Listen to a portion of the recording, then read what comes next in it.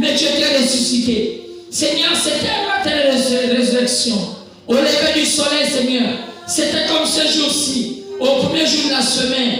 Nous savons que le premier jour de la semaine chez les Juifs, c'est le dimanche notre Dieu. Car le samedi, c'est le dernier jour notre Dieu. C'est pourquoi, Père, je te bénis pour tout ce que tu fais. C'est pourquoi l'appel, Papa, c'est le jour du sabbat. C'est pourquoi notre Dieu, aujourd'hui notre Dieu, est un jour de résurrection. C'est pourquoi notre Dieu laisse que ce jour de résurrection, Papa, puisse influencer dans nos vies. Que Seigneur, ma vie qui était morte, soit une vie ressuscitée. Que ma vie qui était Papa lambeau, soit Papa renouvelée. Que ce matin, Papa, marque Papa, oh Seigneur, un jour mémorable. Que je n'oublie jamais ce jour. Seigneur, je te bénis pour tout ce que tu fais. Toi qui nous as envoyé un prophète qui était confirmé par la colonne de feu. Laisse que notre Dieu, nous soyons fidèles à ta parole. Seigneur, tu as dit qu'au temps de la fin, tu nous enverras un prophète. Et Père, cela a été accompli, notre Dieu. C'est pourquoi, Père, fais Papa, oh, Papa, bénis ce quartier, ce lieu, notre Dieu, ce pays, notre Dieu. Et tous ces papas qui écoutent ce message ce matin, tes serviteurs partout dans le monde, et ton peuple Israël. Papa, merci pour tout ce que tu fais. Alors que Père, je vais le commander, Papa, seulement en tes mains. Bénis ce culte. Laisse que Papa, oh, une atmosphère spéciale puisse descendre dans ce lieu et que le Saint-Esprit lui-même puisse, Papa, se mouvoir dans ce lieu. Que chacun, Papa, sorte ici comme ceux qui étaient à Champ-Haut. Lorsque le Saint-Esprit avait apparu, il y avait une langue de fer sur leur tête et il parlait en plusieurs langues. Laisse que notre Dieu, le même esprit qui était la Pentecôte, descende dans ce lieu, même en double portion, comme tu avais fait au temps d'Élie et Élisée, car Seigneur Jésus-Christ, et il y avait une portion, mais Élisée avait la double portion.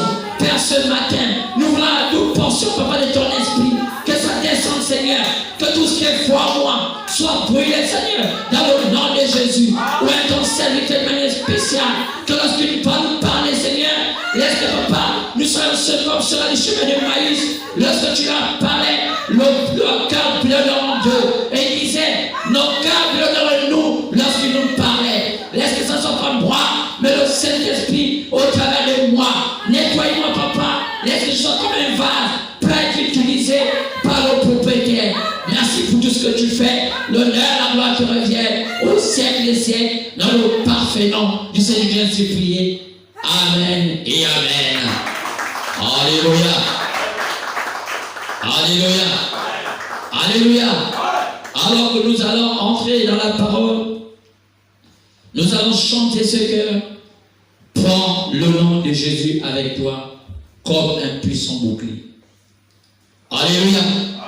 Est-ce que ce matin, chacun de nous veut prendre le nom de Jésus comme un puissant bouclier? La Bible dit que la foi était comme un bouclier. Et celui qui détient la foi peut éteindre tous les trains enflammés de Satan. Alors ce matin, je te demande de prendre ta foi, la foi du Seigneur, comme un bouclier. Alors nous allons chanter ce cœur pour faire appel à la parole. Prends le nom de Jésus avec toi comme un puissant bouclier. Est-ce qu'on peut le chanter? Prends le nom de Jésus avec toi comme un puissant bouclier.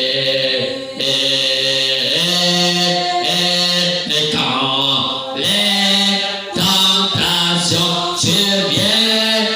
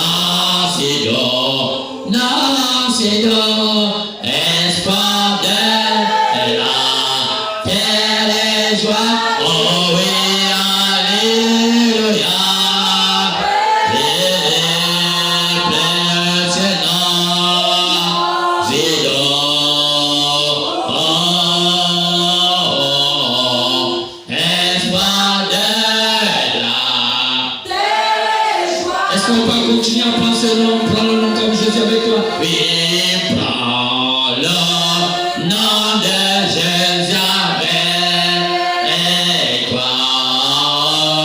Comme un puissant bouclier.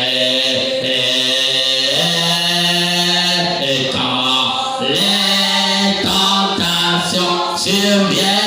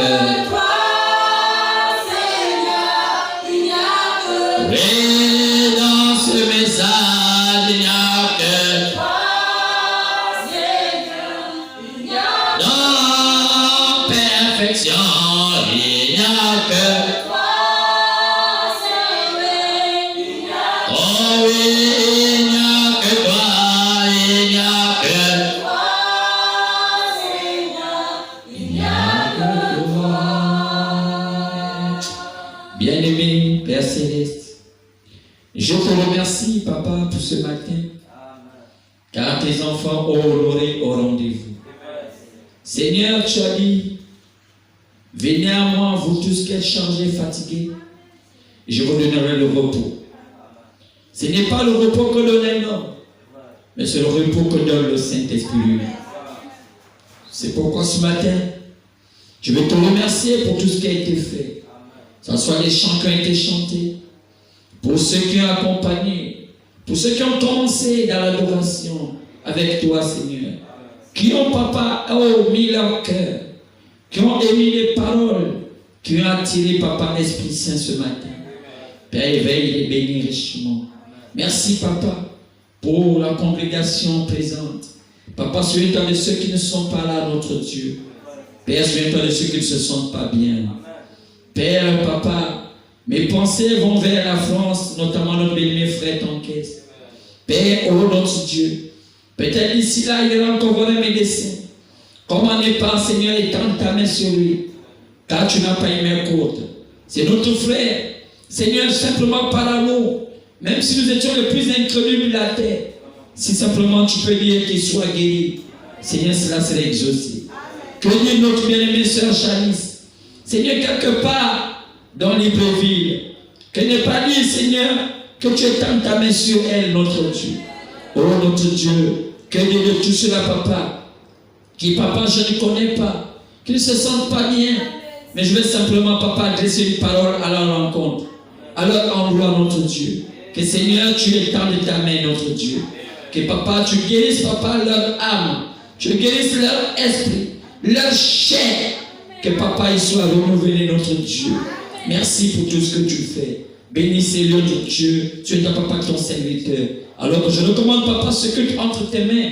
Merci encore pour tout ce que tu fais. L'honneur, la gloire te revient au siècle des siècles. Dans le parfait nom du Seigneur Jésus, j'ai ainsi prié. Amen. Alors, merci notre Dieu. Alors, on peut s'asseoir pour un instant. Merci notre Dieu.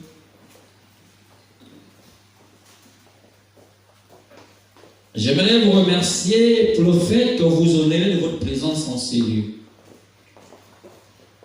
Car nous sommes dans la joie d'être ce matin.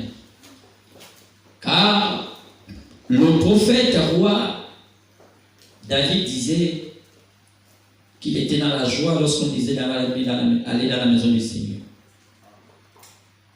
Et ce matin, moi aussi j'ai la joie d'être dans la maison du Seigneur. J'espère que vous êtes dans la joie. Et je vais simplement dire au frère David d'apprêter le micro parce que je crois qu'il y a quelques nouveaux qui sont venus pour la première fois. On va les saluer dans le nom de Jésus. Et après, je vais vous donner des salutations de la famille Tanquès depuis la France qui a pensé ce dimanche vous envoyer des chocolats qui venaient des Champs-Élysées. Donc, ils ont fait l'effort d'aller aux Champs-Élysées, trouver des boutiques et vous envoyer des chocolats qui viennent des Champs-Élysées. Et je crois qu'ils sont venus depuis hier et vous allez les savourer tout à l'heure. Car je crois qu'il est aussi bien de savourer aussi ces choses. Ça donne la joie. La fois où je vous avais donné des chocolats du Gabon, mais cette fois-ci, je ne sais pas comment Dieu a permis qu'ils aient les chocolats de la France. Alors, ils sont là et ce serait très bon. J'ai commencé à goûter un. Je voulais juste voir si c'était tellement bon. Comme ça, vous savez, je suis un peu plus rapide. Et donc, ceux qui sont pour la première fois là, ils ont la grâce aussi, ils vont participer à déguster ces chocolats. Et ce serait tellement bon. Et si vous êtes triste, je vois que le chocolat détient un peu les nerfs. Amen. Alors, vous savez, il y a ceux qui n'aiment pas. Bon, moi j'aime. Et je vois que dans le Seigneur, on doit avoir plein d'amour. Amen. Le Seigneur est plein d'amour. Il dit Dieu est amour. Alléluia. Et on ne peut pas aimer Dieu, on ne peut pas venir dans le Seigneur si ce n'est pas en plein amour. Et Dieu aime les gens pleins d'amour. C'est pourquoi j'aime commencer mes cultes en faisant un petit commentaire. Et je sais que la famille Tanquès m'a dit, pasteur, pas trop de commentaires, et c'est cela. Et comme j'aime cela, je suis aussi un Gabonais. Ça m'intime, vous savez, chaque Gabonais comme Gabonais. Lorsque vous regardez les réunions de famille, bien vous regardez, rendez-vous les Gabonais, regardez, si ça devait durer 15 minutes, c'est 15 heures de temps. Ça va raconter, on se sent tellement bien. Et on a emprunté le mot qu'on appelle Kongosa. Et donc c'est tellement beau de raconter, commenter la vie, tu as vu la voisine, tu as vu tel, et puis c'est tellement bon. Et vous voyez, parfois ce n'est pas aussi méchant, c'est une histoire d'amour. On veut tellement raconter qu'on a parfois rien à dire, mais parfois Dieu nous pardonne pour cela. Chaque pays a parfois un défaut. Quand on part au Nigeria là-bas, ils sont des gens qui aiment se lever des congélateurs, c'est un défaut, on peut dire. Et quand tu vois un mari nigérien qui soulève un congélateur, c'est normal qu'il le soulève. Ils sont déjà habitués à ça. Mais le Gabonais, lui, il est autour de son pot. Quand il a vu son départ, malheur raconte toute sa vie, il peut chanter nos chansons. Partant à Téléga Marjos, il fait même ce répertoire et vous sentez que ça c'est un Gabonais. Vous voyez, c'est un peu comme ça. Même s'il est instruit, chaque fois il a un peu ses petits esprits, un peu de Marjos, un peu d'Akenega, un peu de tout, et puis ça fait des souvenirs. Tu sors tous les vers de Pâques. Même si on est en Christ, à un moment on ne sait plus s'ils sont chrétiens ou bien ils ne sont pas chrétiens. Alors je pense que c'est ce que je voulais faire ce matin. Juste faire un peu de commentaires pour dire que Dieu bénisse richement la famille Toncaisse et que vraiment que Dieu les comble pour ces chocolats. Je pense que ce ne sont pas les derniers chocolats qu'ils envoient, qu'ils trouvent souvent les moyens de nous envoyer. On va beaucoup les bénir pour qu'il y ait des moyens pour nous envoyer cela à chaque fois. Et il y a tellement de choses qu'ils peuvent nous envoyer. C'est beau. Chaque fois, je sais que vous, quand vous allez partir, même si je sais que c'est moi parfois qui vous retiens, mais quand vous allez partir, vous allez souvent aussi nous envoyer ces choses. Car il y a plusieurs qui font l'effort d'échapper parce que je ne veux pas vous perdre. Alléluia. Parce que quand vous êtes loin de moi, je ne sais plus comment faire. J'aime vous voir, j'aime bien voir. Chacun de vous avec un sourire. Chacun de vous a toujours une manière d'être. D'autres, ce n'est pas des sourires, d'autres me regardent pour dire aujourd'hui là, si tu me prêtes encore ce que je n'aime pas là, ça serait compliqué à gérer. Donc je suis déjà habitué à voir chacun de vous comme quelqu'un qui vient, il s'attend au problème. Et je m'attends simplement au Saint-Esprit. Amen. Pour que le Saint-Esprit m'aide à regarder vos visages parce que chaque visage me dit, si tu essaies de parler de mon démon, on va bien régler nos comptes. Laisse mon démon tranquille. Alléluia. Donc, parfois, il dit, Seigneur, je ne parle pas du démon de terre, je ne parle pas du démon de terre. Mais quand le Saint-Esprit prend le contrôle, il dit, je parle.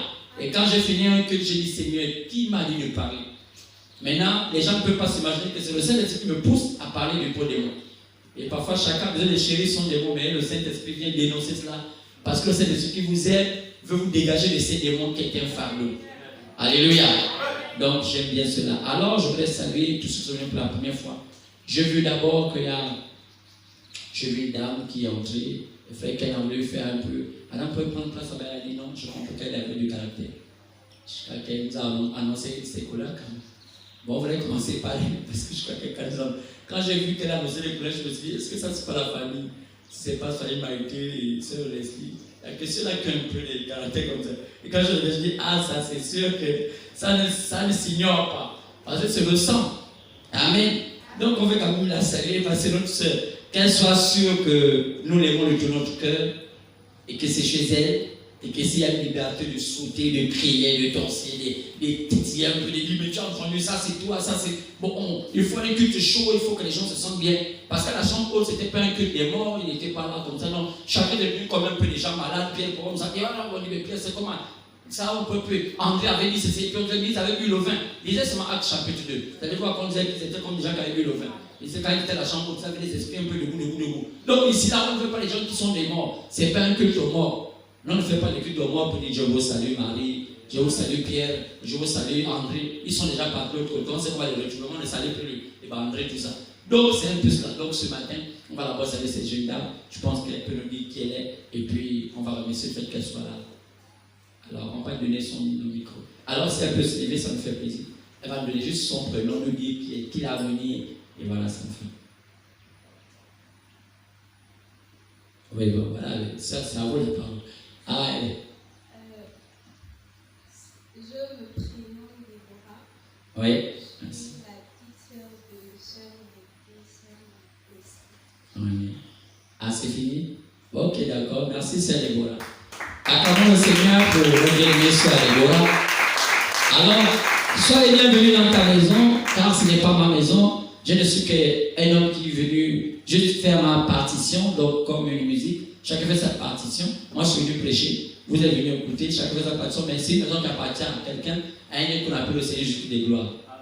Amen. Donc, c'est pourquoi, comme ce n'est pas notre maison, c'est juste sommes les locataires. Donc, on vient ici, chacun vient savourer sa folie. Alors, donc, sœur Déborah, si ça au pic arrive, vous voyez, et si on ne dit pas, oh, tu n'as pas mis, ne fais pas comme ça, n'écris pas. Ici, chacun fait. C'est pourquoi, même s'il n'y avait pas de distanciation, comme le colonel demande ça, nous ici, c'est comme ça. Chacun a son point. Donc, quand tu veux, tu tapes même le pied, même par terre, tu tapes même ta chaise, tu sautes même sur place.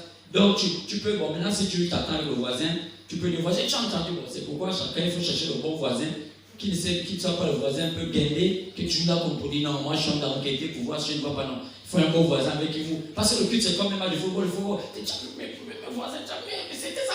Et puis c'est beau, et quand vous sortez, vous sentez la présence. Donc, sœur Déborah, que Dieu te bénisse, c'est un beau prénom. Vous savez que Déborah était une bonne femme, c'est une très bonne femme, c'est une prophétesse qui avait pour mission, elle était juge, elle n'était pas comme disent nos frères, parce que vous voyez, on dit qu'elle est juge. Je pense qu'il y a quelqu'un qui a causé ça, c'est frère Ken, qui a causé ça.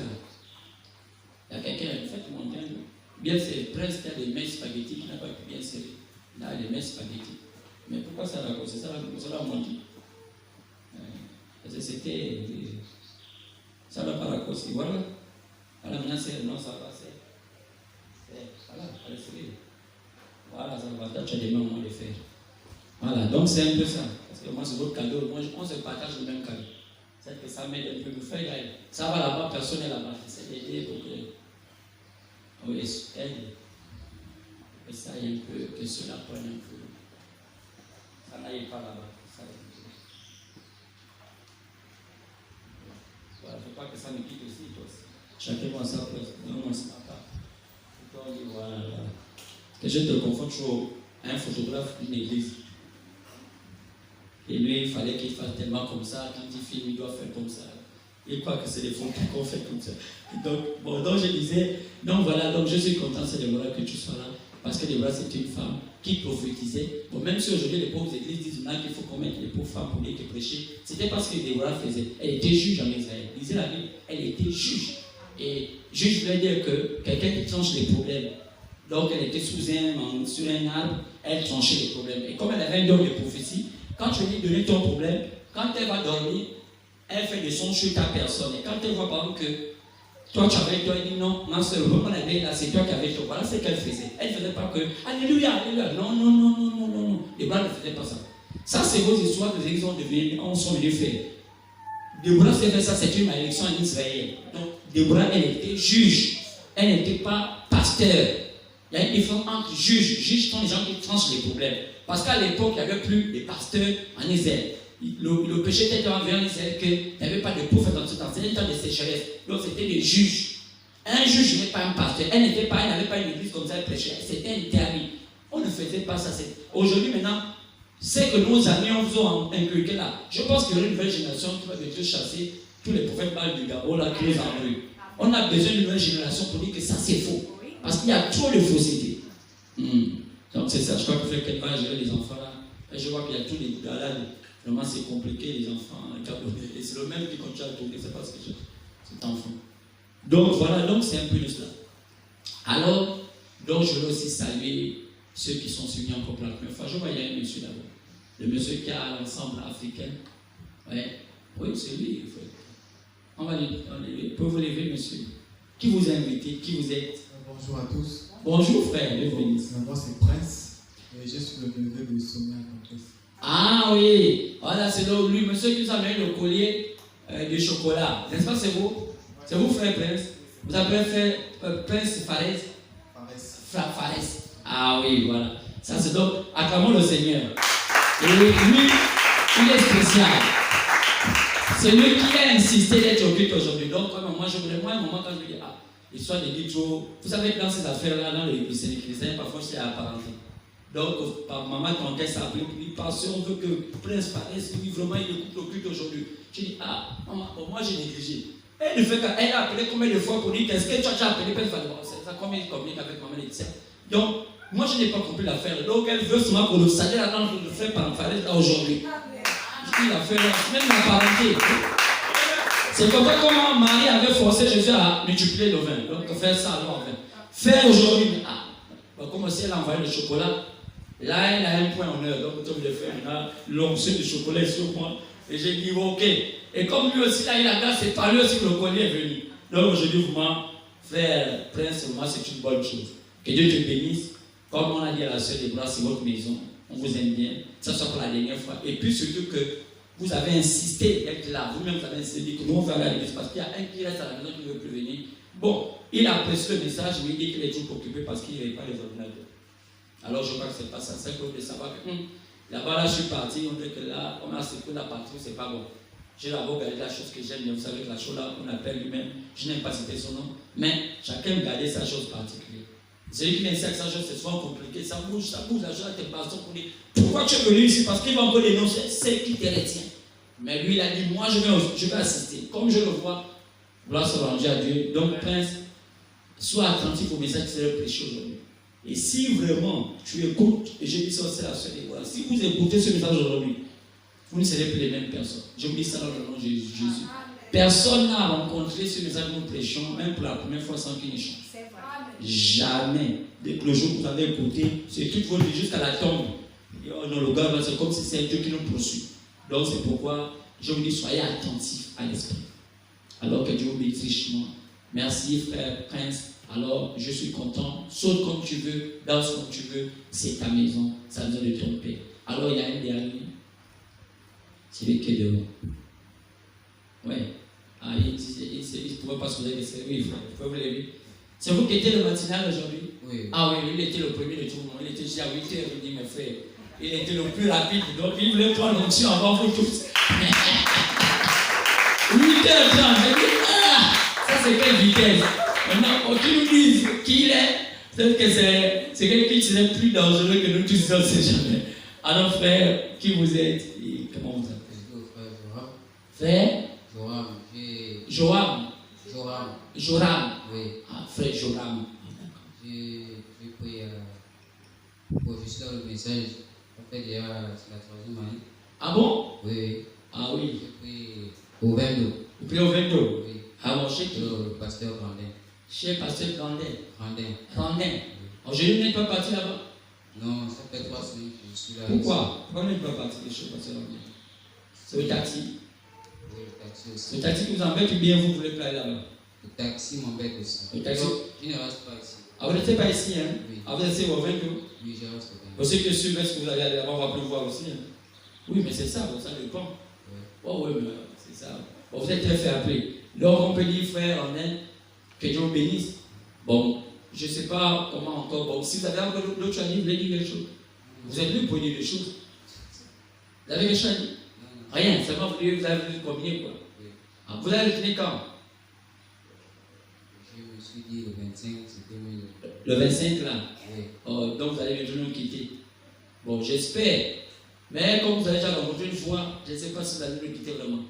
Bon, j'espère que vous allez nous quitter. Donc, acclamons le Seigneur de nos frères. Chez un pasteur à Ovendo. Alors, nous sommes contents. Nous allons simplement nous lever. Je pense que je n'ai pas oublié quelqu'un. Nous allons lire la parole. Bon, on a tellement chanté. J'aurais souhaité chanter, mais je n'ai pas une belle voix pour chanter. Quand je chante, je suis à mon niveau. Donc je pense que ça va. Pardonnez-moi, mais j'avais déjà écouté quelques chants. Parce que maman Sonia me dit que moi, quand je chante, je gaspille. Il y a des sœurs qui doivent chanter. Maintenant, je crois qu'à la fin de culte, elles vont chanter. Comme ça, moi, ça va aider à ceux qui sont loin. On nous suit depuis la Tunisie, même la Tunisie nous suit. Donc je sais que là, après, ils vont suivre ça. Donc même en Europe, on suit. Bon, prenons nos Bibles. Dans le livre d'Apocalypse, chapitre 2, partons du verset 18 au verset 20, et nous allons s'y prendre.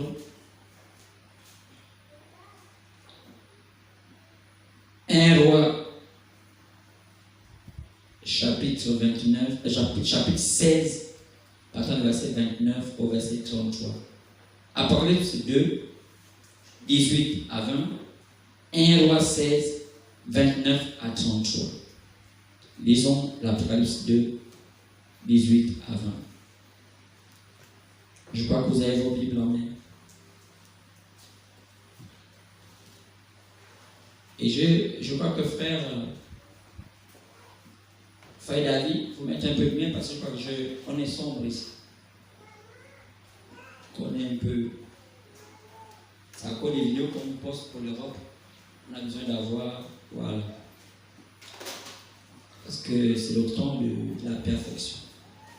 Apocalypse chapitre 2, partant du verset 18 à 20. Lisons cette écriture. à l'ange de l'église de Thyatire.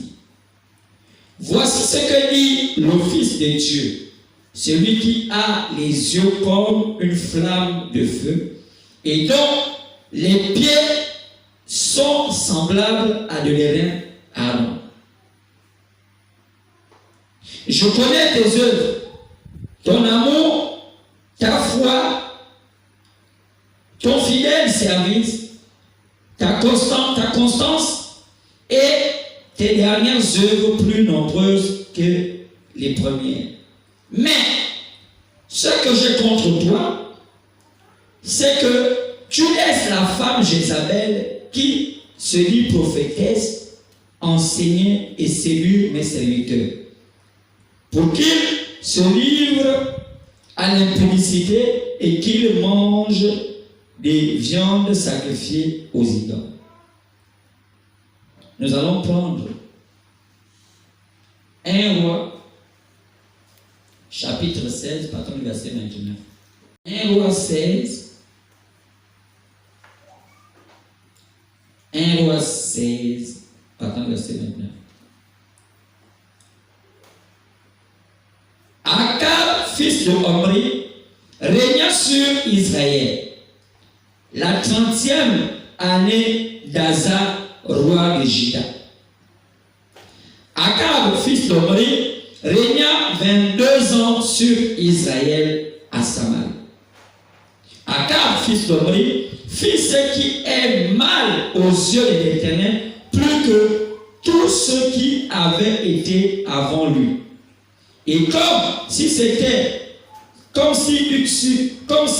c'eût été pour lui peu de choses de se livrer au péché de Jéroboam, fils de Naboth, il prit pour femme Jézabel, fille de Ethbal, roi de Sidon.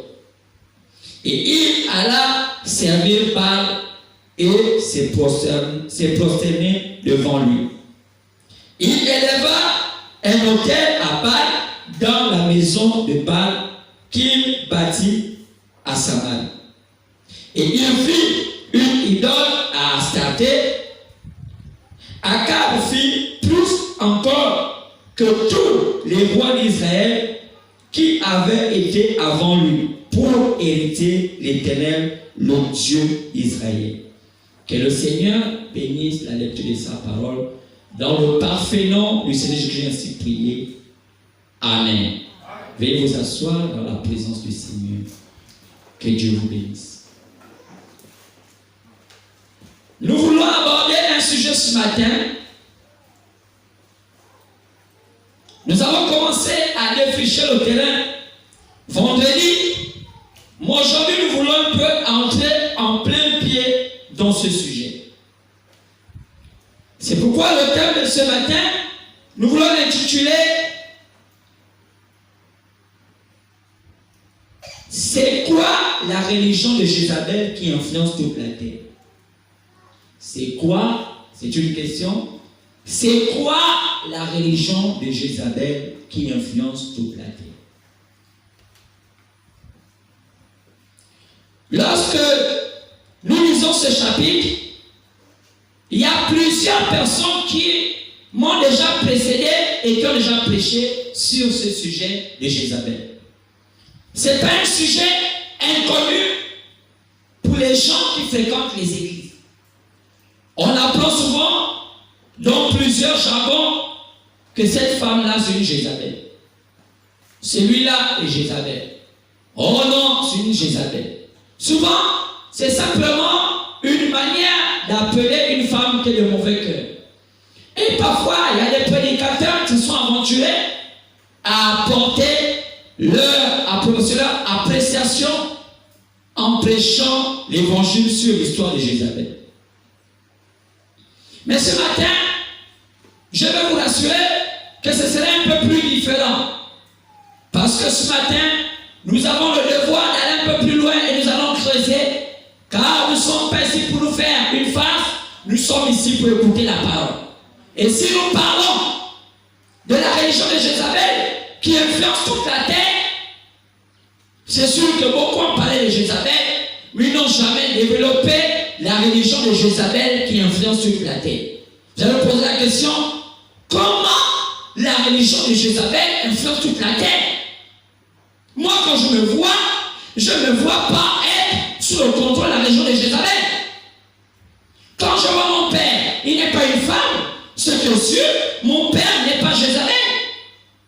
Peut-être c'est sa mère, bien sa femme, ou bien je ne sais pas qui, mais mon père n'est pas Jézabel. Mais ce matin, tu seras surpris de comprendre que cette religion de Jézabel influence toute la terre. Toute la terre est sous le contrôle de la religion de Jézabel. C'est pourquoi le thème de ce matin, c'est de nous poser la question, c'est quoi la religion de Jézabel? Tu serais surpris de comprendre que même toi, ce matin, tu es peut-être aujourd'hui en train d'adorer une religion de Jézabel sans le savoir. Car je parle de l'influence de toute la terre. En parlant de ce message ce matin, je vous ai pris 2 chapitres. Il y en aura d'autres. Mais à l'entrée, je commence avec 2 chapitres. Je vous ai pris Apocalypse chapitre 2, partant du verset 18 au verset 20. Lorsqu'on parle d'Apocalypse chapitre 2, partant du verset 18 au verset 20, pour bonne mémoire, celle qui avait ce nom de Jézabel n'existait plus. Parce que Jézabel a vécu avant Jésus-Christ. Et l'Apocalypse a été écrit après le départ de Jésus-Christ. Donc, entre le temps où Jézabel a vécu et le temps où l'Apocalypse a été écrit, ça faisait des milliers d'années. Mais pourquoi la Bible, après que Jézabel soit décédé, après des milliers d'années, la Bible nous rappelle de cette personne appelée Jézabel? Mais pourquoi la Bible insiste en parlant un temps, en intitulant ce temps le temps de Jézabel? Vous savez, lorsque je parle, écrit à l'ange de l'église de Thyatire, pour ceux qui lisent la Bible, doivent comprendre que lorsque la Bible parle d'écrit à l'ange de Thyatire, il s'agit du temps des païens. Et peut-être les gens ne savent pas c'est quoi le temps des païens. Le monde est scindé en 3 catégories de peuples. Il y a ce qu'on appelle le peuple juif. Pas parce qu'il s'appelle les juifs, c'est parce qu'ils croient selon le judaïsme. Donc, comme ils croient selon le judaïsme, on leur donna le nom des juifs. Cet homme s'appelait Nebuchadnezzar. C'est Nebuchadnezzar qui donna le nom de tous ceux qui croient au judaïsme, le nom des juifs. C'est pourquoi tout Israël est appelé le nom des juifs. C'est pourquoi les peuples, il y a les juifs. Et il y a un peuple qu'on appelle le peuple des Samaritains. Le peuple des Samaritains, ce sont les Arabes. Les Arabes, c'est un peuple à moitié païen, à moitié juif. C'est pourquoi ils sont à l'Orient. Donc, vous allez remarquer qu'ils parlent la langue qu'on appelle l'arabe. Et quand on voit, ils ont un peu de coutumes juives. Vous allez voir qu'ils égorgent l'agneau. Vous allez voir qu'ils croient au fait de regarder vers l'Orient. Quand vous partez dans les mosquées, toutes les mosquées, lorsqu'ils se mettent à prier, regardent toujours là où vient le soleil. C'est comme ça aussi comment les Juifs prient. Ils regardent toujours vers Israël. Parce que là où vient le soleil, c'est là où il y a Israël. Car il est écrit que lorsque Salomon avait dédicacé le temple de Jérusalem, il avait recommandé, avait dit à l'Éternel, quand l'Éternel avait demandé, Salomon, fais un vœu. Il dit, c'est que chaque fois qu'un Israélien serait en difficulté, qu'il regarde vers le temple, qu'il trouve la solution. Car ce temple-là n'était pas un simple temple. Le temple de Jérusalem n'était pas qu'un simple temple. Ce temple-là représentait Jésus-Christ. C'est pourquoi il avait dit d'utiliser ce temple, je le reconstruire. Ce n'était pas de ce temple qu'il parlait, il parlait de lui-même. Et Paul a dit, vous êtes le temple du Saint-Esprit. Avant que nous soyons le temple du Saint-Esprit, il fallait qu'il y ait un modèle, qu'il soit un humain qui ait un temple du Saint-Esprit. Et c'était Jésus qui était le modèle. Et donc ce temple antérieur, qui était construit depuis le temps de Moïse, jusqu'à ce que ça arrive au temps de Salomon, ne représentait que Christ lui-même. Et c'est ce temple-là que tu es aujourd'hui. Car tu es un temple de Dieu. Dieu ne veut pas habiter une maison, Dieu veut habiter en toi. Car la vérité de Dieu, c'est toi et lui. Dieu n'a rien à voir avec les gens qui ne vivent pas. Donc toi, tu es plus important que ce bâtiment.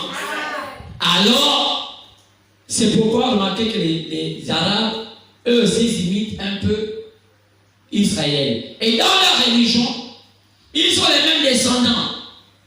Ils ont Abraham qui s'appelle Ibrahim. Ils ont Jésus qui s'appelle Issa. Ils connaissent même le fils d'Abraham, Isaac.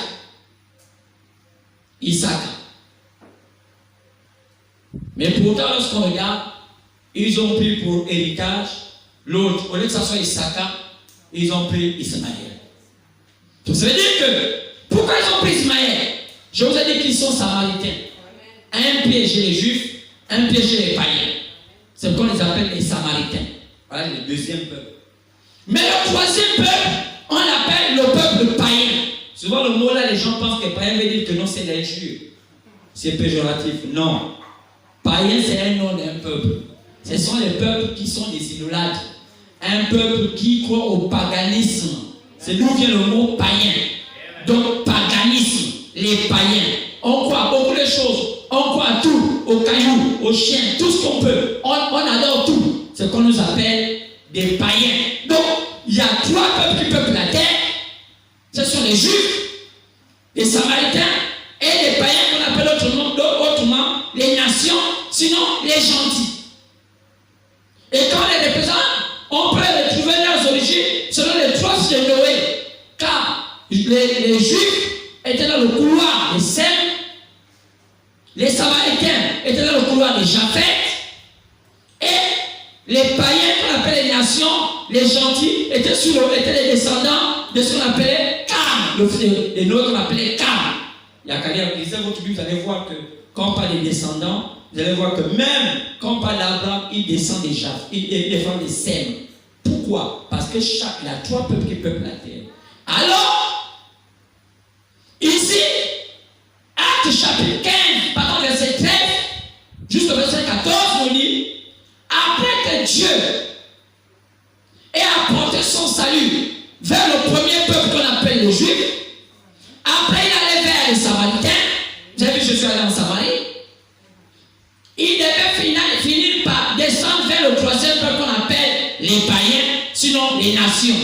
C'est pourquoi Acte dit, par l'apôtre Jacques, au chapitre 15 du verset 13-14, il dit, Pierre a prêché comment le Seigneur a jeté ses regards vers les nations.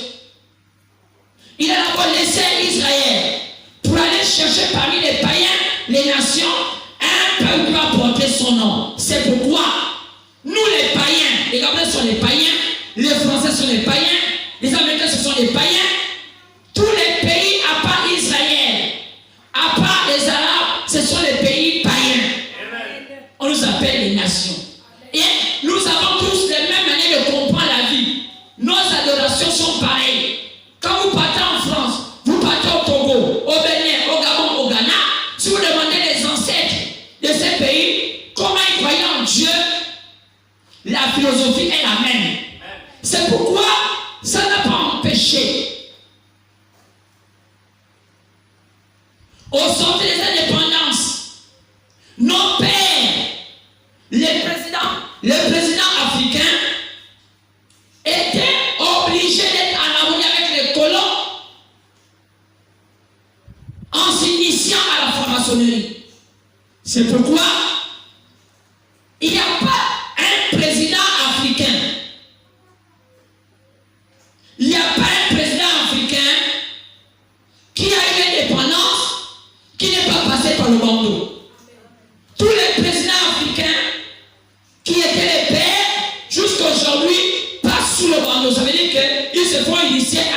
franc-maçonnerie. Mais c'est quoi la franc-maçonnerie? La franc-maçonnerie a un lien avec nos coutumes. La franc-maçonnerie n'est pas différente d'une djembé. La franc-maçonnerie n'est pas différente d'une Witsi, n'est pas différente d'une Chobi, n'est pas différente de Mélane, n'est pas différente de tout ce qu'on pratique dans notre tradition. Mais le problème, c'est de savoir où sont les points d'accord. Car la franc-maçonnerie, c'est une philosophie qui s'est développée en Écosse.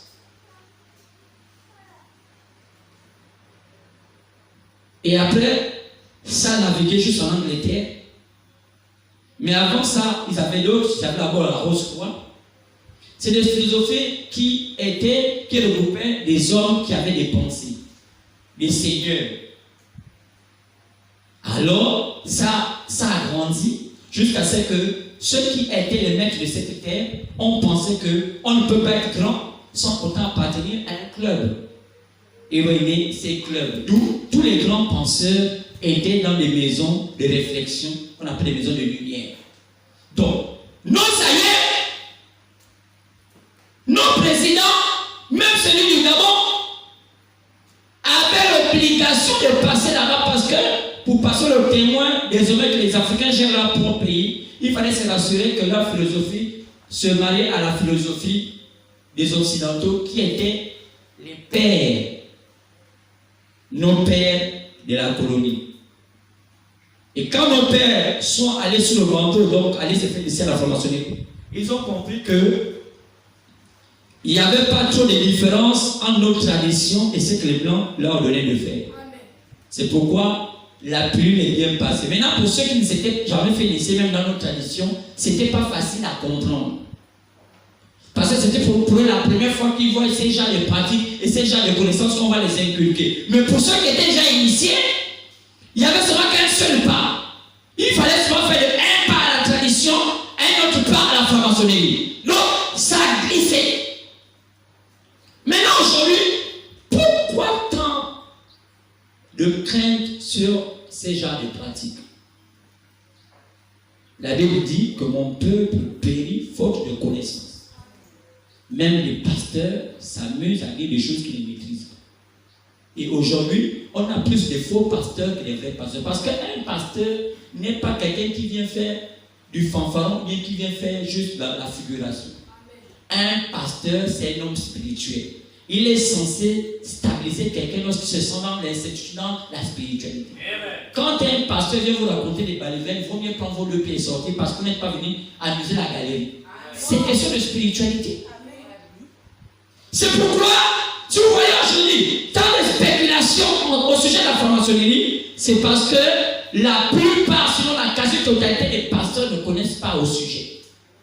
C'est pourquoi la plupart des gens aujourd'hui, la plupart des pasteurs sont obligés de faire une franc-maçon. Parce que quoi? Ils ne connaissent pas les origines. Mais un vrai pasteur, comme Dieu avait fait avec Moïse, Dieu ne prépare d'avance pour que lorsqu'il vous apporte l'évangile, vous vous sentez équilibré par rapport à ce qu'il vous apprête, il vous apporte et votre esprit est renouvelé. Vous êtes prêt à affronter la vie. Un pasteur ne peut pas vous prêcher, venir vous s'amuser. Il vient ici parce qu'il sait que les temps sont difficiles. Il y a une guerre avec le monde invisible.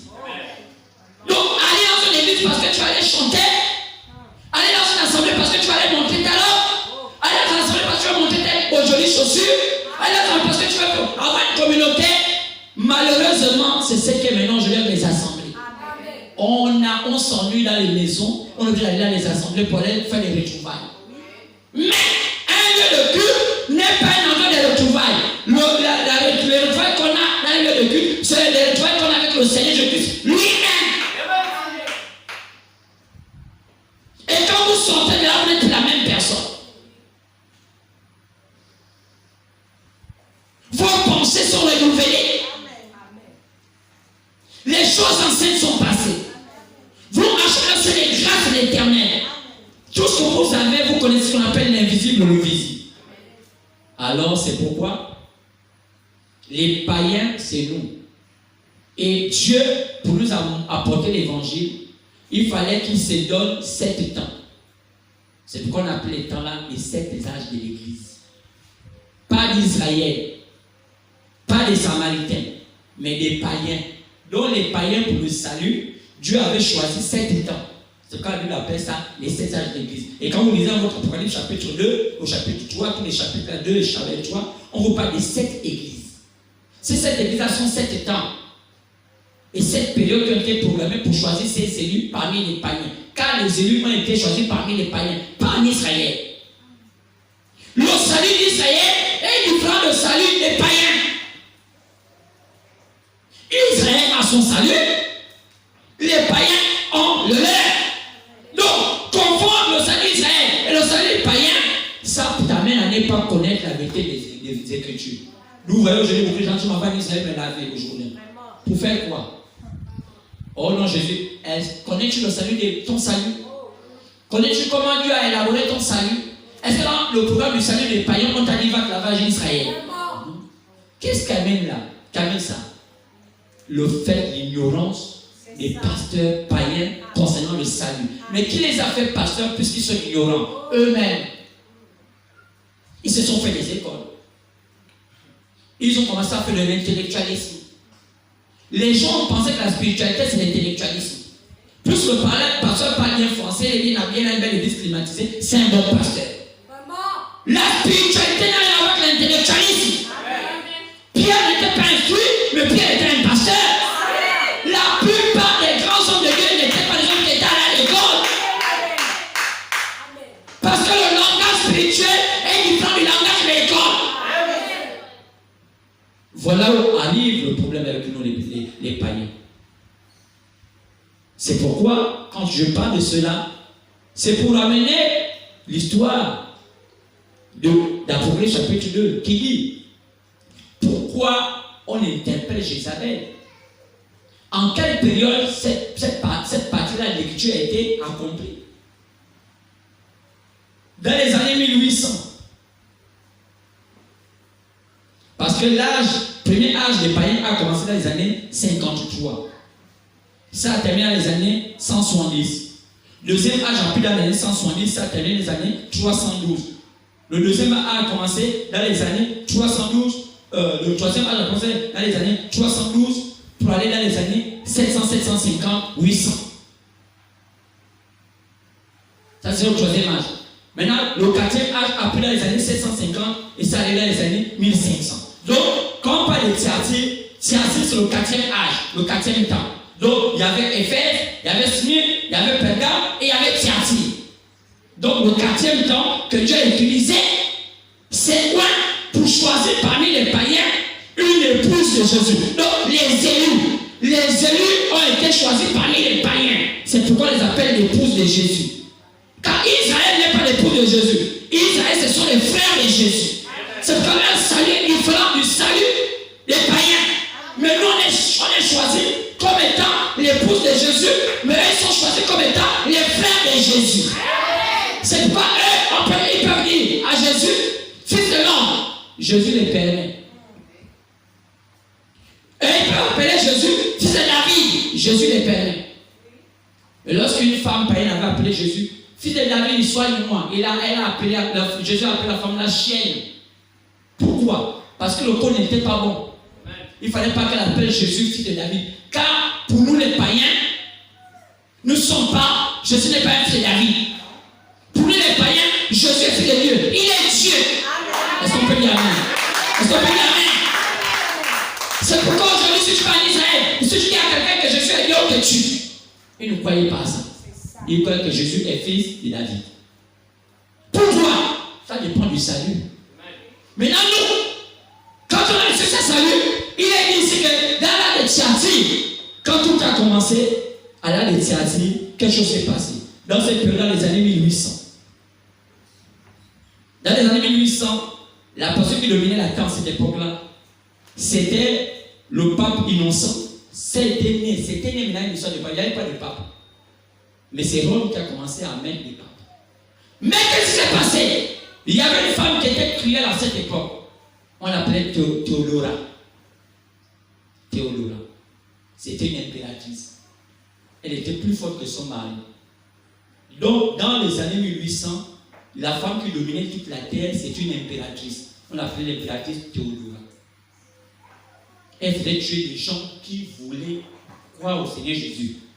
Elle imposait que ça soit sur le culte à la femme qui se faisait à cette époque. Et c'est à cette époque-là que Dieu se rappelle et parle à son serviteur Jean pour dire, je vois ce qui s'est passé. Dans le temps des châssis, il y aura ce qu'on appelle une domination de la femme. Et ce que je ne veux pas en ce temps-là, quand le prophète, je vais dire, l'apôtre Jean, voyait ça en vision, la chose n'était pas encore accomplie. Jean voyait ça dans les années 70, notre temps, l'an 70. Mais ça s'est accompli 800 ans plus tard. C'est en l'an 70 que Jean prophétisait, et on a vu ça dans l'an 70, entre l'an 80, et 800 ans plus tard, cela s'est accompli. Quoi c'est? Il fallait amener les gens à l'adoration de Jézabel. Maintenant, c'était quoi cette adoration? Parce que l'église catholique n'existait pas encore. On va comprendre qu'il y a eu un cheminement jusqu'à ce qu'on crée l'église catholique, jusqu'à ce qu'on crée les églises éveillées, jusqu'à ce qu'on crée. Tout ça a eu une histoire. Est-ce que c'est la volonté de Dieu? Non. Dieu n'a jamais dit aux gens allez faire des églises. Ce n'est pas écrit. Il dit allez faire de toutes les nations mes disciples. Mais comment sont venues toutes les églises du monde? Est-ce que les gens se sont posés un peu la question comment sont venues toutes les églises du monde? Les gens n'ont jamais compris comment sont venues toutes les églises du monde. C'est pourquoi, lorsqu'on vient dans le Seigneur, on ne peut pas venir dans le Seigneur sans penser que est-ce que ce que je sors dessus là est le droit chez nous? Beaucoup de gens vendent leur droit de naissance parce qu'ils cherchent la famille. Parce qu'ils cherchent. Question de salut, il n'y a plus de histoire de famille. Si ton père est dans la sorcellerie, bien ton père a pris un mauvais chemin, c'est un langage que lui. Il est assez mûr de savoir que ça, c'est pas un bon chemin. Beaucoup de parents ont induit leurs enfants en erreur. Mais quand tu as grandi, la Bible nous dit que quand tu as grandi, dans l'équipe de la Bible, dit je ne suis pas le chemin de mon père. Quand tu as atteint un certain âge, tu peux dire à ton père, moi je ne suis pas ton chemin. Oh, mon père était catholique, moi je vais être catholique. Non! J'ai grandi, je peux le dire pour dire, ça c'est pas vrai. Si tu vois quelqu'un qui dit, mon père est juste catholique, il faut dire qu'elle a une forme de séduction en lui. Il ment, elle ment. Au fond d'elle, elle veut être dans la fausseté. À un moment, on reconnaît que ça c'est vrai, ça c'est pas faux. Ça c'est pas vrai. C'est pourquoi si tu es un vrai enfant de Dieu, tu dois choisir un bon chemin. Aujourd'hui, je te dis, tu ne dois pas suivre l'argent de ton père, ni de ta mère. Aussi longtemps que tu n'es pas convaincu que c'est la vérité. Sinon, il n'y aurait pas d'excuse pour toi. Quand même les bébés, on va voir les bébés en enfer. Tu vois, parce que les bébés, Dieu n'est pas dans l'affaire des bébés. C'est nous qui pensons au bébé, c'est nous qui pensons au mari, c'est nous qui pensons à la femme. Le salut est individuel. Deux sont sur le même lit. Un en enfer, l'autre au ciel. Quoi? Donc il y a des femmes qui seront mariées à des démons. Il y a des femmes, il y a des hommes qui seront mariés à des démons. Donc tu peux rester avec un homme qui est un démon. Et tu ne sais pas que tu as longtemps vécu avec un démon. C'est pourquoi, bien aimé, le salut est individuel. Tu ne peux pas m'empêcher de suivre mon Dieu. Le jour du jugement, tu seras avec moi. Papa, le jour du jugement, tu seras avec moi. Ton père ne pourra pas te défendre. Il dira devant le Seigneur, moi je ne l'ai pas attaché. Je ne l'ai pas forcé. Je ne l'ai pas dit sur moi. Elle m'a dit je préfère ce. J'ai dit vois. Et moi je peux aller dans les ténèbres. Mais moi je ne l'ai pas forcé. Et si je l'ai forcé, elle me dit non. C'est pourquoi, dans cette période-là, c'était une période qu'on appelle le temps des Thyatire. Veut dire la femme dominatrice. Maintenant, avançons. C'est pourquoi quand on voit dans 1 Roi 16, par le verset 29 à 33, on parle de qui était Jézabel. Une particularité, qui était cette femme? Parce que nous parlons de la religion de Jézabel. Qui était cette femme? L'histoire nous dit que c'est une femme qui avait des origines, elle venait de Sidon. C'était une Sidonienne. Dans 1 Roi chapitre 16. Qui était Jézabel? elle venait de signer. On dit, Akab avait épousé cette femme-là, au verset 31 du chapitre 7. Et comme s'il était pour lui peu de choses de se livrer au péché de Jéroboam, fils de Nébat, il le prit pour femme Jézabel, fille de Ethbal, roi des Sidoniens. Et il alla servir Baal et se prosterner devant lui. Et il éleva un autel à Baal dans la maison de Baal qu'il bâtit en Samarie. Et il fit aussi une idole à Astarte. Quand on écoute ces choses, bon, les gens disent Balo, tu adores le Dieu Baal, sans savoir exactement la profondeur de ce que c'est les dieux Baal. Qui sont les dieux Baal et comment on adore les dieux Baal? C'est pourquoi aujourd'hui, comme nous avons reçu un message qui était confirmé par la venue d'un prophète, selon le prophète Malachie 4, qui dit, Malachie dit, au temps de la fin, Dieu vous enverrait un prophète. Donc au temps de la fin, le prophète est censé venir révéler aux gens quelles sont les nuances de ce que vous ne comprenez pas dans la Bible. Parce que toute la Bible n'a pas été révélée. La Bible a été écrite, mais tout n'a pas été révélée. Car la Bible, sa force, elle est lorsqu'elle est révélée. Lorsqu'on lit la Bible simplement, elle devient simple roman. La Bible sans la révélation est un roman. Ça ne peut pas te changer. Mais la Bible avec la révélation, c'est la chose qui stimule ton âme. Qui t'amène à sortir des ténèbres, aller vers la lumière. Qui est bas? Qui a santé? Frère, il fallait qu'on ait la venue d'un prophète. Ce prophète nous a confirmé les vérités secrètes. Jésus avait dit que j'ai des choses encore à vous dire, mais je ne peux pas vous dire maintenant. Jean 16, partant du verset 12. Mais quand le consolateur serait venu l'esprit des vérités, il fallait que ce prophète puisse revêtir la fonction de Dieu qu'on appelle le Saint-Esprit. Le Saint-Esprit, c'est une fonction. Les gens ne savent pas ça dans les églises. J'ai le Saint-Esprit, j'ai le Saint-Esprit. Va pas à l'école, fais l'analyse grammaticale, pas l'analyse logique, parce que l'analyse logique, c'est l'analyse des phrases, l'analyse du mot. C'est quoi le Saint-Esprit? Oh, le Saint-Esprit, c'est tellement. Le Saint-Esprit est étonnant. C'est quoi Père? Au Père, c'est un nom. Père, c'est un nom. Oui, c'est pourquoi vous voyez, hein, le premier problème des Gabonais, c'est pas un problème de la religion. Le premier problème des Gabonais, c'est l'ignorance. Nos enfants sont un peu bêtes. Prenez pas des bêtes, nos enfants sont bêtes. Prenez pas des bêtes, le Gabonais est bête. C'est-à-dire qu'il ne veut pas trop creuser à l'école. Il aime dire, moi je n'aime pas le professeur, ça m'énerve.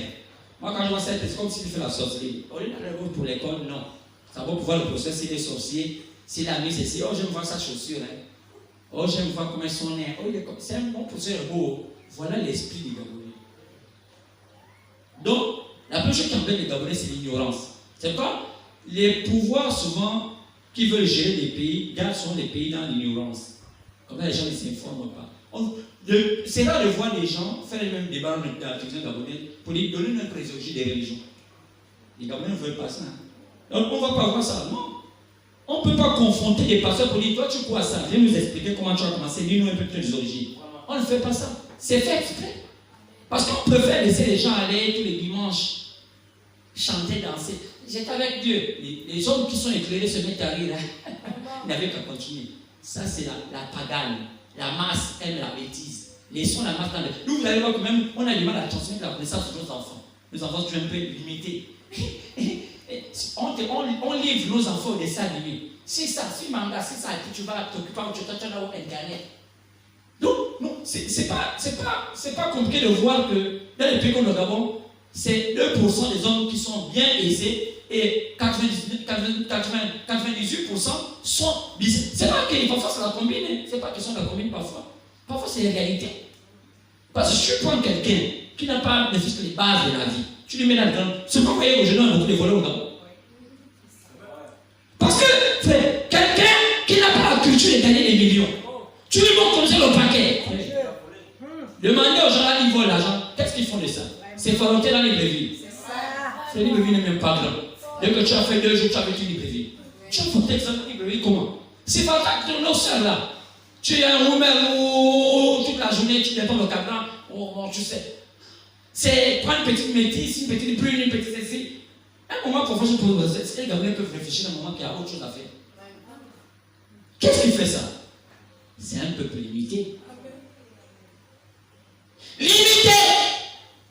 La même Gabonaise qui prend le mari, dès que tu le maries, elle dit que c'est pas bon. Dès qu'elle le marie, non, elle est là-bas jurée que quand je vais mon mari, le gars ne va même pas. J'en ai connu des femmes comme ça. Elles m'ont juré de toutes les prières possibles.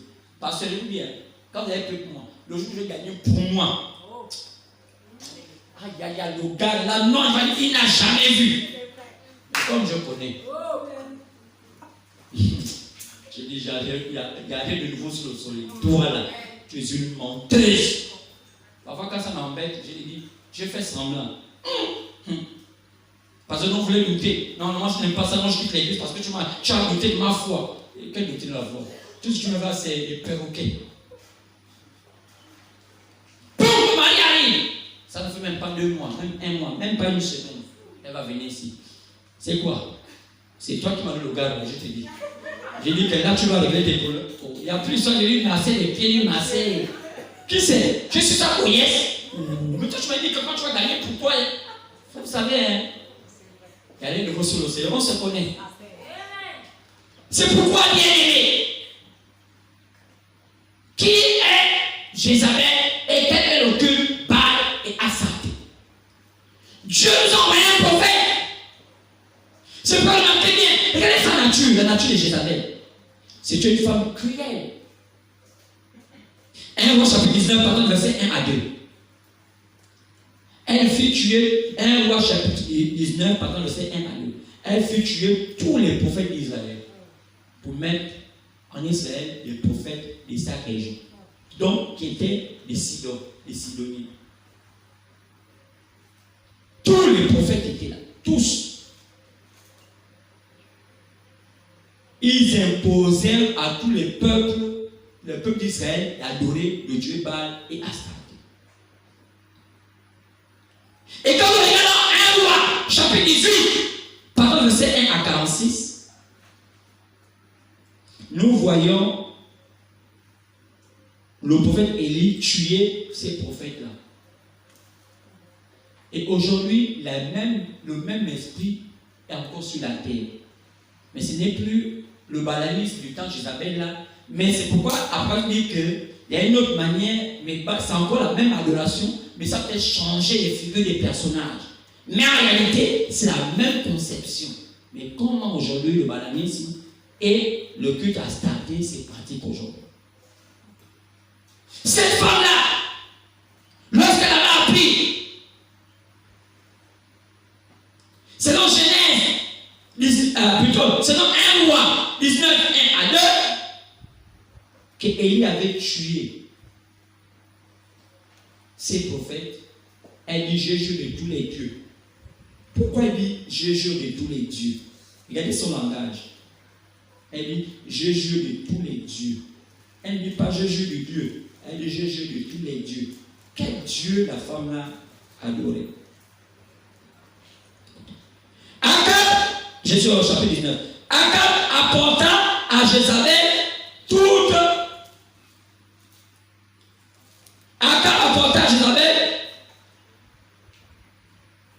tout ce qu'avait fait Élie, comment il avait tué par l'épée tous les prophètes. Jézabel envoya un message à Élie pour lui dire que les dieux, pourquoi il dit les dieux? Parce qu'elle était païenne. Tous les païens croyaient qu'il y a plusieurs dieux. Même nos parents avant croyaient qu'il y avait plusieurs dieux. Comme on adore beaucoup de choses. Ta mère c'est ton Dieu, ton père c'est ton Dieu, ton oncle c'est ton Dieu, ta tante c'est ton Dieu. Le chien c'est Dieu. Vous allez entendre que nous sommes la tribu des tortues. La tortue c'est Dieu. Nous sommes la tribu du poisson. Le poisson. Nous sommes la tribu du vent. Le vent. Nous sommes la tribu le caillou. Nous sommes la tribu de la langue. Donc chacun de nous Et les tentelles d'un Dieu, c'est pas le crocodile, c'est pas le poisson, c'est pas le serpent. Et vous avez déjà entendu, c'est quoi vous allez entendre des noms? Quelqu'un va s'appeler Mouyama. Quelqu'un va s'appeler, par exemple, je prends l'Itéou. Ça dépend des 7 tribus. Quelqu'un va s'appeler, par exemple, je ne sais pas, Moubamba. Moubamba, par exemple, c'est le serpent noir. On ne faut pas toucher le serpent noir, c'est notre ancêtre. À quel moment le serpent noir était notre ancêtre? C'est une conception païenne. Oui. C'est la reconnaissance de la lumière qui nous a mené d'abord comme ça. Ah. Mais, lorsque la lumière vient, pourquoi continuer à marcher dans cette voie? Alors, je savais la vie, j'ai tué tous les dieux. C'est pourquoi la que dans un roi, 18, verset 1 à 46, on voit le nombre de prophètes qui étaient établis. Mais aujourd'hui, qui sont ces prophètes et comment ils fonctionnent? Comment se fait l'adoration au Dieu Baal et Astarté? C'est pourquoi je vous ai montré la fois bien la genèse de où venait Jézabel. Elle était de Sidon. Une Sidonienne, dans Genèse. On peut voir Sidon, Genèse 10. Genèse 10, la descendance des Cam. Vous commencez à partir du verset 6. On arrive jusqu'au verset 8. Et on va atteindre jusqu'au verset 15. Maintenant, on va lire juste à partir du verset 8. Mais on peut commencer à partir du verset 6. Qui changera d'un niveau? C'est lui qui commença à être puissant sur la terre. Le premier homme a fait la première armée du monde. C'est pourquoi les militaires vont souvent en brousse aller faire ce qu'on appelle le manœuvrage. C'est pour aller apprendre les techniques de tuerie que faisait Nimrod à l'époque. C'est pourquoi on appelle ça l'ordre militaire. Oui, c'est pourquoi il fut vaillant chasseur devant l'Éternel. C'est pourquoi l'on dit comme Nimrod, vaillant chasseur devant l'Éternel. Au verset 10, il revient d'abord sur Babel. Babel, l'on avait nommé la tour de Babel, le nom de sa mère. Sa mère qu'on appelait Babel. En réalité, on l'appelait son vrai nom, son nom aussi s'appelait Séméramis. Et plus tard, on l'appelait Isis. Quand on entendait Isis là, c'est le nom d'une femme. C'est celle Séméramis. C'est elle qu'on appelle Madone. C'est elle qu'on appelle. Elle a beaucoup de noms qu'on a transposés dans chaque pays. Celle qu'on appelle la Madone. Quand on appelle la Madone là, c'est la même Séméramis. C'est la même qu'on appelle dans notre tradition au Gabon, on appelle le djembé. Quand on entendait djembé. Djembé, là c'est un Séméramis, c'est un djembé. Elle a beaucoup de plantations. C'est elle qu'on appelle aussi chez les pauvres, je ne sais pas, chez dans ce butin, ce qu'on appelle l'inzona.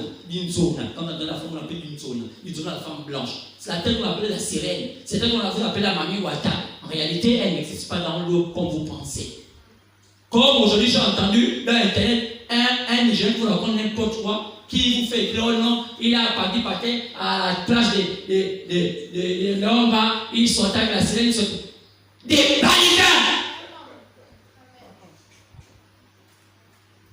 Il n'y a pas une sirène qui a les pieds et une queue qui marche et qui a vu une femme. Ça n'existe pas. Vous savez que ce n'est pas ça pour gentil. Pour gentil, c'est un coin bizarre. Ils sont tellement fétichistes. Et quand tu as ta peau gentille, tu vas faire le fétiche. Maintenant, vous allez remarquer pourquoi ce n'est pas la peau gentille. Peau gentille, c'est les gens féticheurs. Maintenant, vous allez voir, vous savez comment les pasteurs viennent à la peau gentille? Les pasteurs viennent à la peau gentille en couchant les filles. Ils couchent beaucoup de filles à peau gentille et ça leur donne le pouvoir. Parce qu'à la peau gentille, ce sont les femmes qui dominent. Ils dominent comme par le sexe. Parce que la peau gentille, c'est un endroit pétrolier. Les hommes, quand ils quittent leur pétrole là-bas avec leur sueur, toute leur folie qu'ils ont gagné, le pétrole qui donne moins 2 millions, pour gentil venir une fête. Donc, les dimanches là, les gens peuvent dépenser même 1 million de boissons. Et derrière ça, c'est les femmes, parce que l'alcool accompagne la femme. Donc, aujourd'hui, la plupart des spiritualités, c'est pas pour gentil, même dans le monde, ou même au Gabon, c'est fait en couchant les sœurs. Plus tu couches les femmes, plus un homme se dit qu'il est fort. C'est pourquoi vous avez remarqué que la plupart des pasteurs gabonais, leur talent, c'est de coucher les sœurs. Et s'ils ne couchent pas physiquement, ils les amalient en les séduisant. Et beaucoup de femmes vont dans les églises parce qu'elles veulent se faire séduire par les pasteurs. C'est le diable. Il tue la virginité des pauvres femmes, des jeunes filles. Ils font d'abord les cercles vicieux pour lui, non, soit sanctifié comme ça. À la fin, il finit par trouver des versets bibliques où il abuse des sœurs. Et qu'est-ce que c'est? Les sœurs deviennent des bandites. Parce que quoi? Elle couche avec le pasteur, couche avec le diable, couche avec les sœurs, couche avec les imbéciles. Une religion vicieuse. Vous savez ce qu'on appelle on appelle ça, vous savez la science, cette science, on appelle ça la pornocratie. Ça existe, hein? La pornocratie. C'est des mots que je vais apprendre. C'est vrai. Ça existait un temps. Le temps de l'impératrice Théodora, c'était le temps de la pornocratie. C'est là où on rentrait beaucoup l'homosexualité. Donc, on demande ici que, au chapitre 10 de la Genèse, Nimrod, qu'est-ce qu'il fait? Il bâtit Azur, il bâtit Ninive, il bâtit quoi, il bâtit tout ça. Au verset 12, il dit, et Récem entre Ninive et Kalash et tout cela, et Mitzrayim, tout cela, on continue. Au verset 15, Canaan engendra Sidon. Qui est Sidon? Le père des Sidoniens. Tu peux remarquer que Jézabel était la fille du roi des Sidoniens à l'époque qu'on appelait Ethbal. Ethbal est passé au pouvoir en tuant son prédécesseur. Donc c'est un gars qui était un assassin. Le père de Jézabel est rentré par coup d'état. Il tuait les gens, il aimait tuer les gens. Donc sa fille n'était que le résultat. Vous savez, faites attention avec vos origines, là vous venez. Vous savez pas que vous savez c'est pourquoi les mélanges ne sont pas bien. Si tu es le maman, c'est bien. Et le papa bien né, il faut bien regarder les esprits qui vont t'accompagner.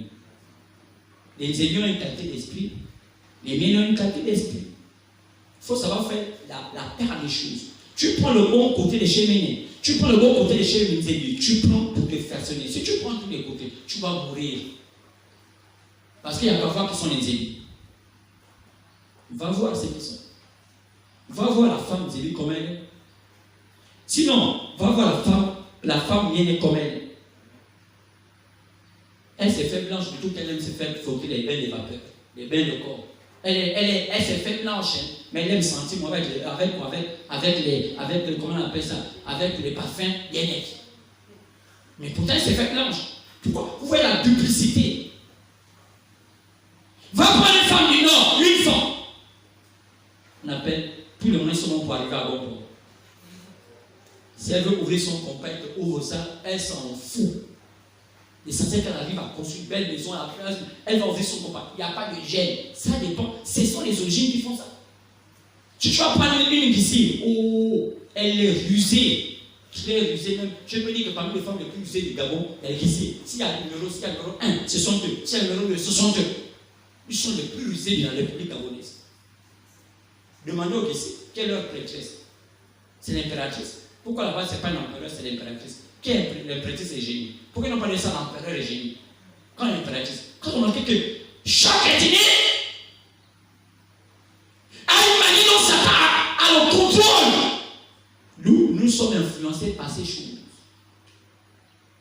Première délivrance, c'est qu'on sort de l'influence de notre origine. Pas une femme au Obama. Oh! Malgré que vous entendez que le président Obama vient t'aider. Mais allez-y. Si le bar ne se ferme pas, elle ne ferme pas. Elle d'abord, elle est dans tous les sens. Elle ne sait pas préparer. La seule préparation, c'est au Komouf là. La mesure est toujours bizarre. Il doit avoir le don de Mani Bateke. La seule tenue, c'est une noire, comme si on en deux tous les jours. Et quand elle parle, tu te dis, mon Dieu. Mais l'orgueil, facile à mettre 4 pattes en l'air. Et tu as donné 2 verres de dose. Elle a déjà 4 pattes en l'air. Vous allez remarquer que même les hommes de l'autre, rarement les femmes à trouver. On est joué de forcer les mariages. Marie-toi, tu ne donnes pas le poste. Parce que c'est bizarre. Va chez les Bakota. Oh! Toi, tu bois 2 vins. Elle boit 2 quasi. Toi, tu es déjà bourré, elle n'est pas encore bourrée. Un petit quota cantinien, même s'il ne boit pas, il est déjà quand même bourré. Même s'il ne boit pas, tu l'expliques. Parce que le vin est dans le sang. On faut dire que la simple circoncision, c'est-à-dire qu'on coupe le prépuce là, simplement pour qu'un homme soit bien, il faut y veiller. Un rituel. Le rituel quoi? Il faut que non, les femmes aillent attraper le prépuce de l'homme. Il faut vous sentez qu'il prépare les petits garçons à devenir déjà un peu obscènes, c'est-à-dire que les trucs un peu, les pratiques un peu sales. Une maman vient commencer à prendre son fessier, mais dans le pupille d'un jeune enfant qui a à peine 9 ans. Il faut que ça commence à devenir une essence. Vous allez voir qu'ils sont en gros sexe. Mais l'évolution va baser où? Vous pouvez citer comme ça autant des ethnies qui vont les baoumou. Ou bien les pauvres. Mon Dieu. Les pauvres, ils sont peu à sortir. Ou bien les baoumou. Le travail pressé du lundi à samedi en brousse. Lui, pour lui, c'est manger bien les deux. Il ressemble, et la viande, lui-même, ils sentent la même chose. Et leur femme, la même chose. Donc, quand vous les sortez là-dedans, ils aiment toutes les traditions. Tu sais, notre ancêtre avait comme ça. Hein? Dans le fou et rien. Donc, frère, qui est Astarté et qui est Baal? C'est pourquoi on dit c'était la fille d'Ethbal, roi de Sidon, meurtrier de son prédécesseur.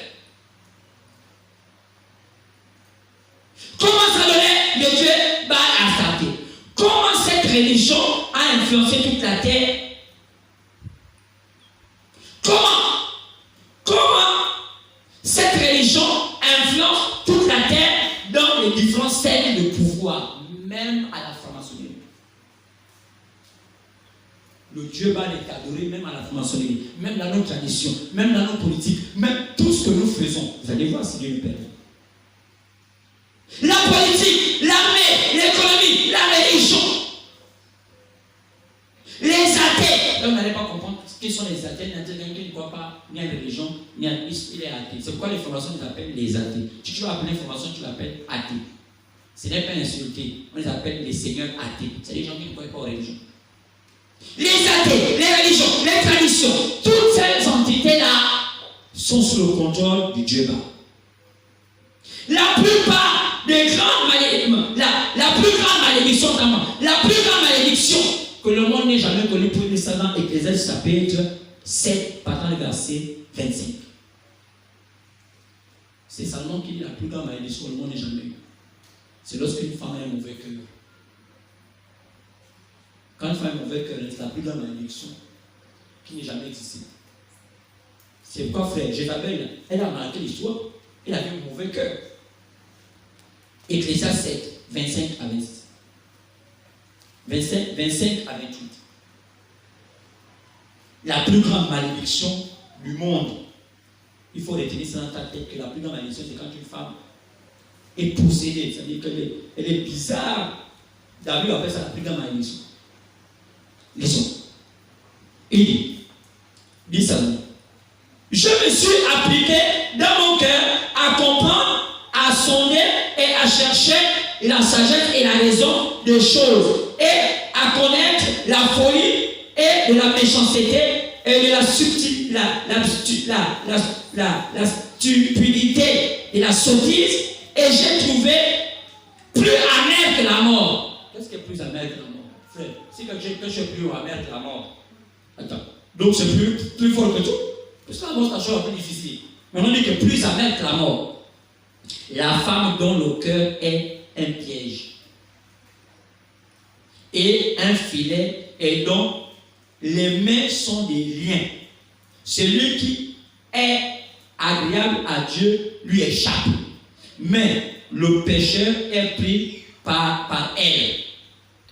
Voici ce que j'ai trouvé, dit Ecclésiaste. Quoi? Plus amer que la mort. Beaucoup des hommes sont piégés par des femmes sorcières. Vous les voyez là, elles ne viennent pas pour les foyers, c'est pour les intérêts. C'est comme vous allez remarquer que parfois vos papas sont piégés. C'est pas parce que ta maman c'est peut-être une sorcière. La plupart des hommes sont piégés par elle. Satan utilise puissamment. C'est pas parce que Satan utilise beaucoup la femme pour faire cette chose-là que toi tu vas être.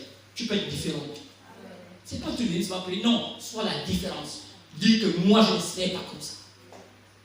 Je ne serai pas un piège. Je serai un bonheur. Pourquoi la plupart des femmes aujourd'hui sont célibataires? Où sont allées les vertus de ces femmes? Elles veulent rivaliser les hommes. Vous suivez la télévision. Oh, l'égalité, l'égalité. Frère, à la fonction publique, les fonctionnaires, la femme fait quoi? Taper les papiers, attendre midi, elle mange le repas, elle fait son proposal, elle rentre chez elle. Tous les jours, c'est ça. Oh, moi, je travaille. Moi, tu me vois là. Mais ça, on se connaît. Que je sois banquier ou pas, ta. À Va vite, avec ton chèque là, tu me fatigues. Bientôt là, d'abord c'est la pause. Bah. Tap. Donne-moi les beignets avec ceci là. Moi-même, toi-même, je paye. Tout le temps, il se rappelle qu'elle va taper les beignets au bureau. Le ventre est plein, vous les voyez sur le gros ventre là. Et là, mais on nous a donné une journée continue. Oh, les enfants abandonnés. Le salaire, j'ai calculé. Si je mets 600 000, 200 000 pour la bouffe pour moi-même, sauf les enfants et la famille, moi-même seul. Donne-moi un saut. Je suis déjà abonné, oui. Tape-moi ça. Là. Les ventres, boum. Grosse. On s'est limite poussé. Le meilleur travail des femmes au bureau, c'est bouffer. Elles mangent. Après ça, dans l'ordinateur. Oh, monsieur, moi aussi, je suis fatigué. Le club la tape, elle dort. Monsieur, oui, on crie. Après, l'égalité des femmes. Il n'y a pas de l'égalité. Vous pouvez soulever les sacs de tous les jours. Même quand on voit les pauvres femmes, on dit, oh, je fais la mécanique. Tu vois même la mécanique qu'elle fait. Frère, ne laisse pas une femme, c'est des tarots. Comment? Elle n'a pas été conçue pour ça. Une femme qui serre la roue. Le muscle. Même ça entend que la femme a la roue. Il ne sait pas pousser à quel niveau. Au moins pour nous, un sens là où ça pousse. Mais pour la femme, ça va pousser où? Et quand la dernière pousse, non, c'est mon grand-père qui m'a dit. Il m'a lancé, c'est une nocturne. Mais les roues que tu as serrées là. Moi, je préfère être autonome. Je travaille mon argent, ça n'a pas été fait comme ça. Au commencement, la femme devait être à côté de l'homme. C'est un bijou. Elle a été conçue pour rendre l'homme heureux. C'est la seule chose au monde qui peut rendre un homme heureux, c'est la femme. Quand une femme peut prendre un homme heureux, c'est comme si c'était l'enfer. Parce qu'elle a une douceur qu'elle n'en a pas. Quand une femme te touche, c'est comme si c'était le grand marmite. Vous dites que là, c'est compliqué. Parce qu'elle est appelée à, quand elle te touche comme ça, même l'affaire baisse. Mais quand elle te touche, l'affaire augmente, tu lui laisses. Est-ce qu'on peut y aller? Elle était conçue pour rendre l'homme heureux. C'est pourquoi fuyez vos tantes qui vous ont appris de mauvaises manières. Fuyez vos mamans, vos parents. Oh non, oh je dois voir l'émancipation des femmes, elles sont elles sont maintenant vulcanisatrices, elles serrent les roues, oh, elles font la mécanique. Quelle mécanique, ma soeur? Regarde comment, tu as les mains dures, comme la main du tatou. Pourquoi les hommes te foutent? Oh moi je m'en fous, les hommes ont tellement joué. C'est pas les hommes qui ont joué, il y a un défaut. Mon père, mon vieux papa qui est mort, vous avez dit, quand tu vois une femme qui n'est pas mariée, il faut dire qu'elle a un défaut quelque part. Mais peut-être que ce n'est pas que c'est le corps. Peut-être que c'est la longue bouche. Elle a pris ça de sa tante et de sa mère. Frère, ce sont les démons.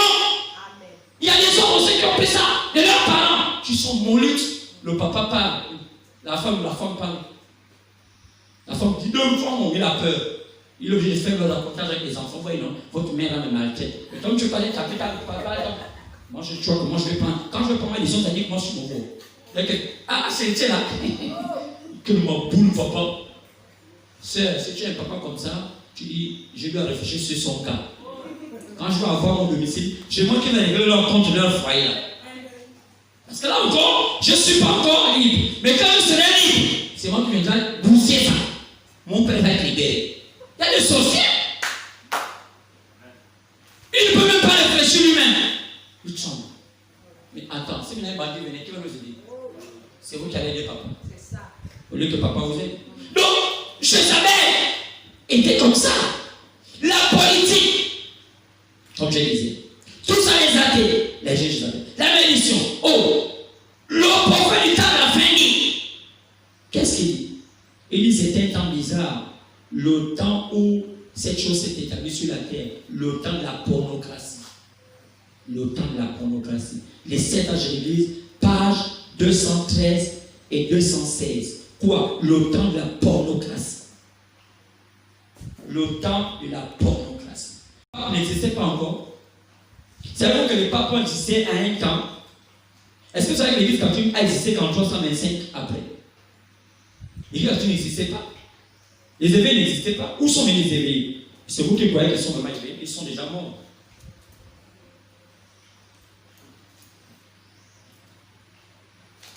Lisons. Quel est le point de temps de la fin? 7 ans de l'Église. 313. Il dit Regardez bien. 313, c'est à l'église. En cette époque-là, c'était au temps de l'impératrice Théodora, en 842. De 842 en 867, cette femme régnant, elle fit assassiner 100 000 croyants qui croyaient au Seigneur Jésus. Elle ne voulait même pas entendre parler de Jésus. Une femme, Théodora. Il y a des noms qu'il ne faut pas porter. Il faut réfléchir d'abord à l'origine. Elle n'aimait pas cela. Théodora fit assassiner autant de personnes. À la page 216, écoutez bien. C'était un temps ténébreux, l'un des temps le plus ténébreux au monde. Cet âge-là, c'était un âge, il y avait 2 camps de papes. Quand les papes ont commencé en 325, 305, 400, il y a eu 2 camps. Il y a un camp qui habitait à Rome, il y a un autre camp qui habitait à Avignon. Rome c'était en Italie et Avignon c'était en France. Donc il y avait les papes qui étaient en France et les papes qui étaient à Rome. Maintenant, comment ça s'est terminé l'affaire? Écoutez l'histoire. C'était l'âge ténébreux. Oh, l'âge des ténèbres. L'histoire, c'était que l'âge de pape, c'était le premier pape était le pape Innocent III, qui a commencé à être un pape. Qui revendiqua le titre de vicaire du Christ, qui veut dire souverain suprême de l'Église et du monde, et qui institua l'Inquisition. C'est Innocent III qui institua l'Inquisition. L'Inquisition veut dire tuer tous ceux qui ne veulent pas croire au catholicisme. Il faut les assassiner et laisser que ceux qui croient au catholicisme, c'est ce qui a permis aux gens à s'imposer. Donc, c'est un temps où on avait établi qu'aucune religion n'existe à part l'Église catholique. Mais où était pas l'Église de Christ? Vous savez, le monde des ténèbres est dangereux. Quand ils voient qu'il ne peut pas vous gagner, par des pratiques, ils utilisent la force. La force physique. C'est pourquoi n'aie pas peur de la force physique. N'aie pas peur de celui qui tue quelqu'un de la chair. Celui qui est fort physiquement est faible. Quand quelqu'un se bat, ça dit que dans son âme, il est faible. Tu peux le déstabiliser avec la parole. Quand tu vois quelqu'un se battre là, il faut que tu le regardes bien, il faut être calme. Il ne faut pas affronter l'homme qui se bat physiquement avec la force physique. Il faut l'observer. Tu l'observes. Tu te dis que moi, tu peux le foudrer même avec une parole. Pas en insultant. Il y a des qualités qui sont en toi qui peuvent amener quelqu'un qui est comme ça à s'effondrer. Oui, il faut qu'on t'apprenne ça. Celui qui a soit l'Inquisition, sous son règne, cette dernière versa plus de sang que tous les autres époques. C'était un temps terrible. C'était l'âge de la pornographie. Pourquoi on appelle ça la pornographie? Parce que de ce temps-là, du règne, c'était le règne des courtisanes. Il fallait que le pape ait beaucoup de copines pour qu'on soit un vrai pape. Serge III, un peu plus tard, avait une maîtresse et elle remplit le cœur papa de cette maîtresse. Quoi? Serge III avait rempli son endroit que des maîtresses. Donc, ça, son pontificat, c'était de tamponner les femmes. Aujourd'hui, il y a beaucoup les sœurs du couvent. Ouais, les jeunes filles, j'ai pris ma sainte communion, ma troisième communion, ma confirmation. En bon, tu connais ceux-là qui font ça. Quand tu vois le peuple te guetter, tu vois qu'il te guette avec les yeux des saints. Il te guette, il connaît ta virginité. Il te vient te confesser. Mon prêtre, je n'ai jamais connu d'homme. Ah bon? Oui, l'Éternel. En train de réfléchir, comment je vais gagner cette personne? Il te guette dans un trou. Il y a un petit trou. Ceux qui ont confessé, moi je n'ai pas confessé. Je vois son fille. Il y a un trou, le prêtre te voit, toi tu vas pas le prêtre. Qu'est-ce que tu connais? Qu'est-ce que tu n'as pas encore fait? Tu n'as pas encore fait ces choses que le monde. Oh ma fille, tu es encore sainte. On va te préserver dans notre couvent. C'est pour dire qu'on va venir t'achever ici. Quand on les achève, là, les filles sont venues sortir, elles ne viennent pas dire au Seigneur que le prêtre m'a eu. Elles sont là, avec la grosse robe. On appelle ça le monde vicieux. Comme ça, ils viennent les éveiller. Ils sont venus les éveiller. Quand les pasteurs là couchent, c'est ceux-là, les éveillent là. Elles sont des vicieuses. Elles sont soit des chantresses, soit des passeresses, soit les yeux qu'on a dit, vous pas manger les Gabonais quoi ton Seigneur. Pourquoi le jeu des chrétiens a baissé? C'est parce que le secret des pasteurs maintenant mis à nu aux yeux des fidèles. Il n'y a plus rien.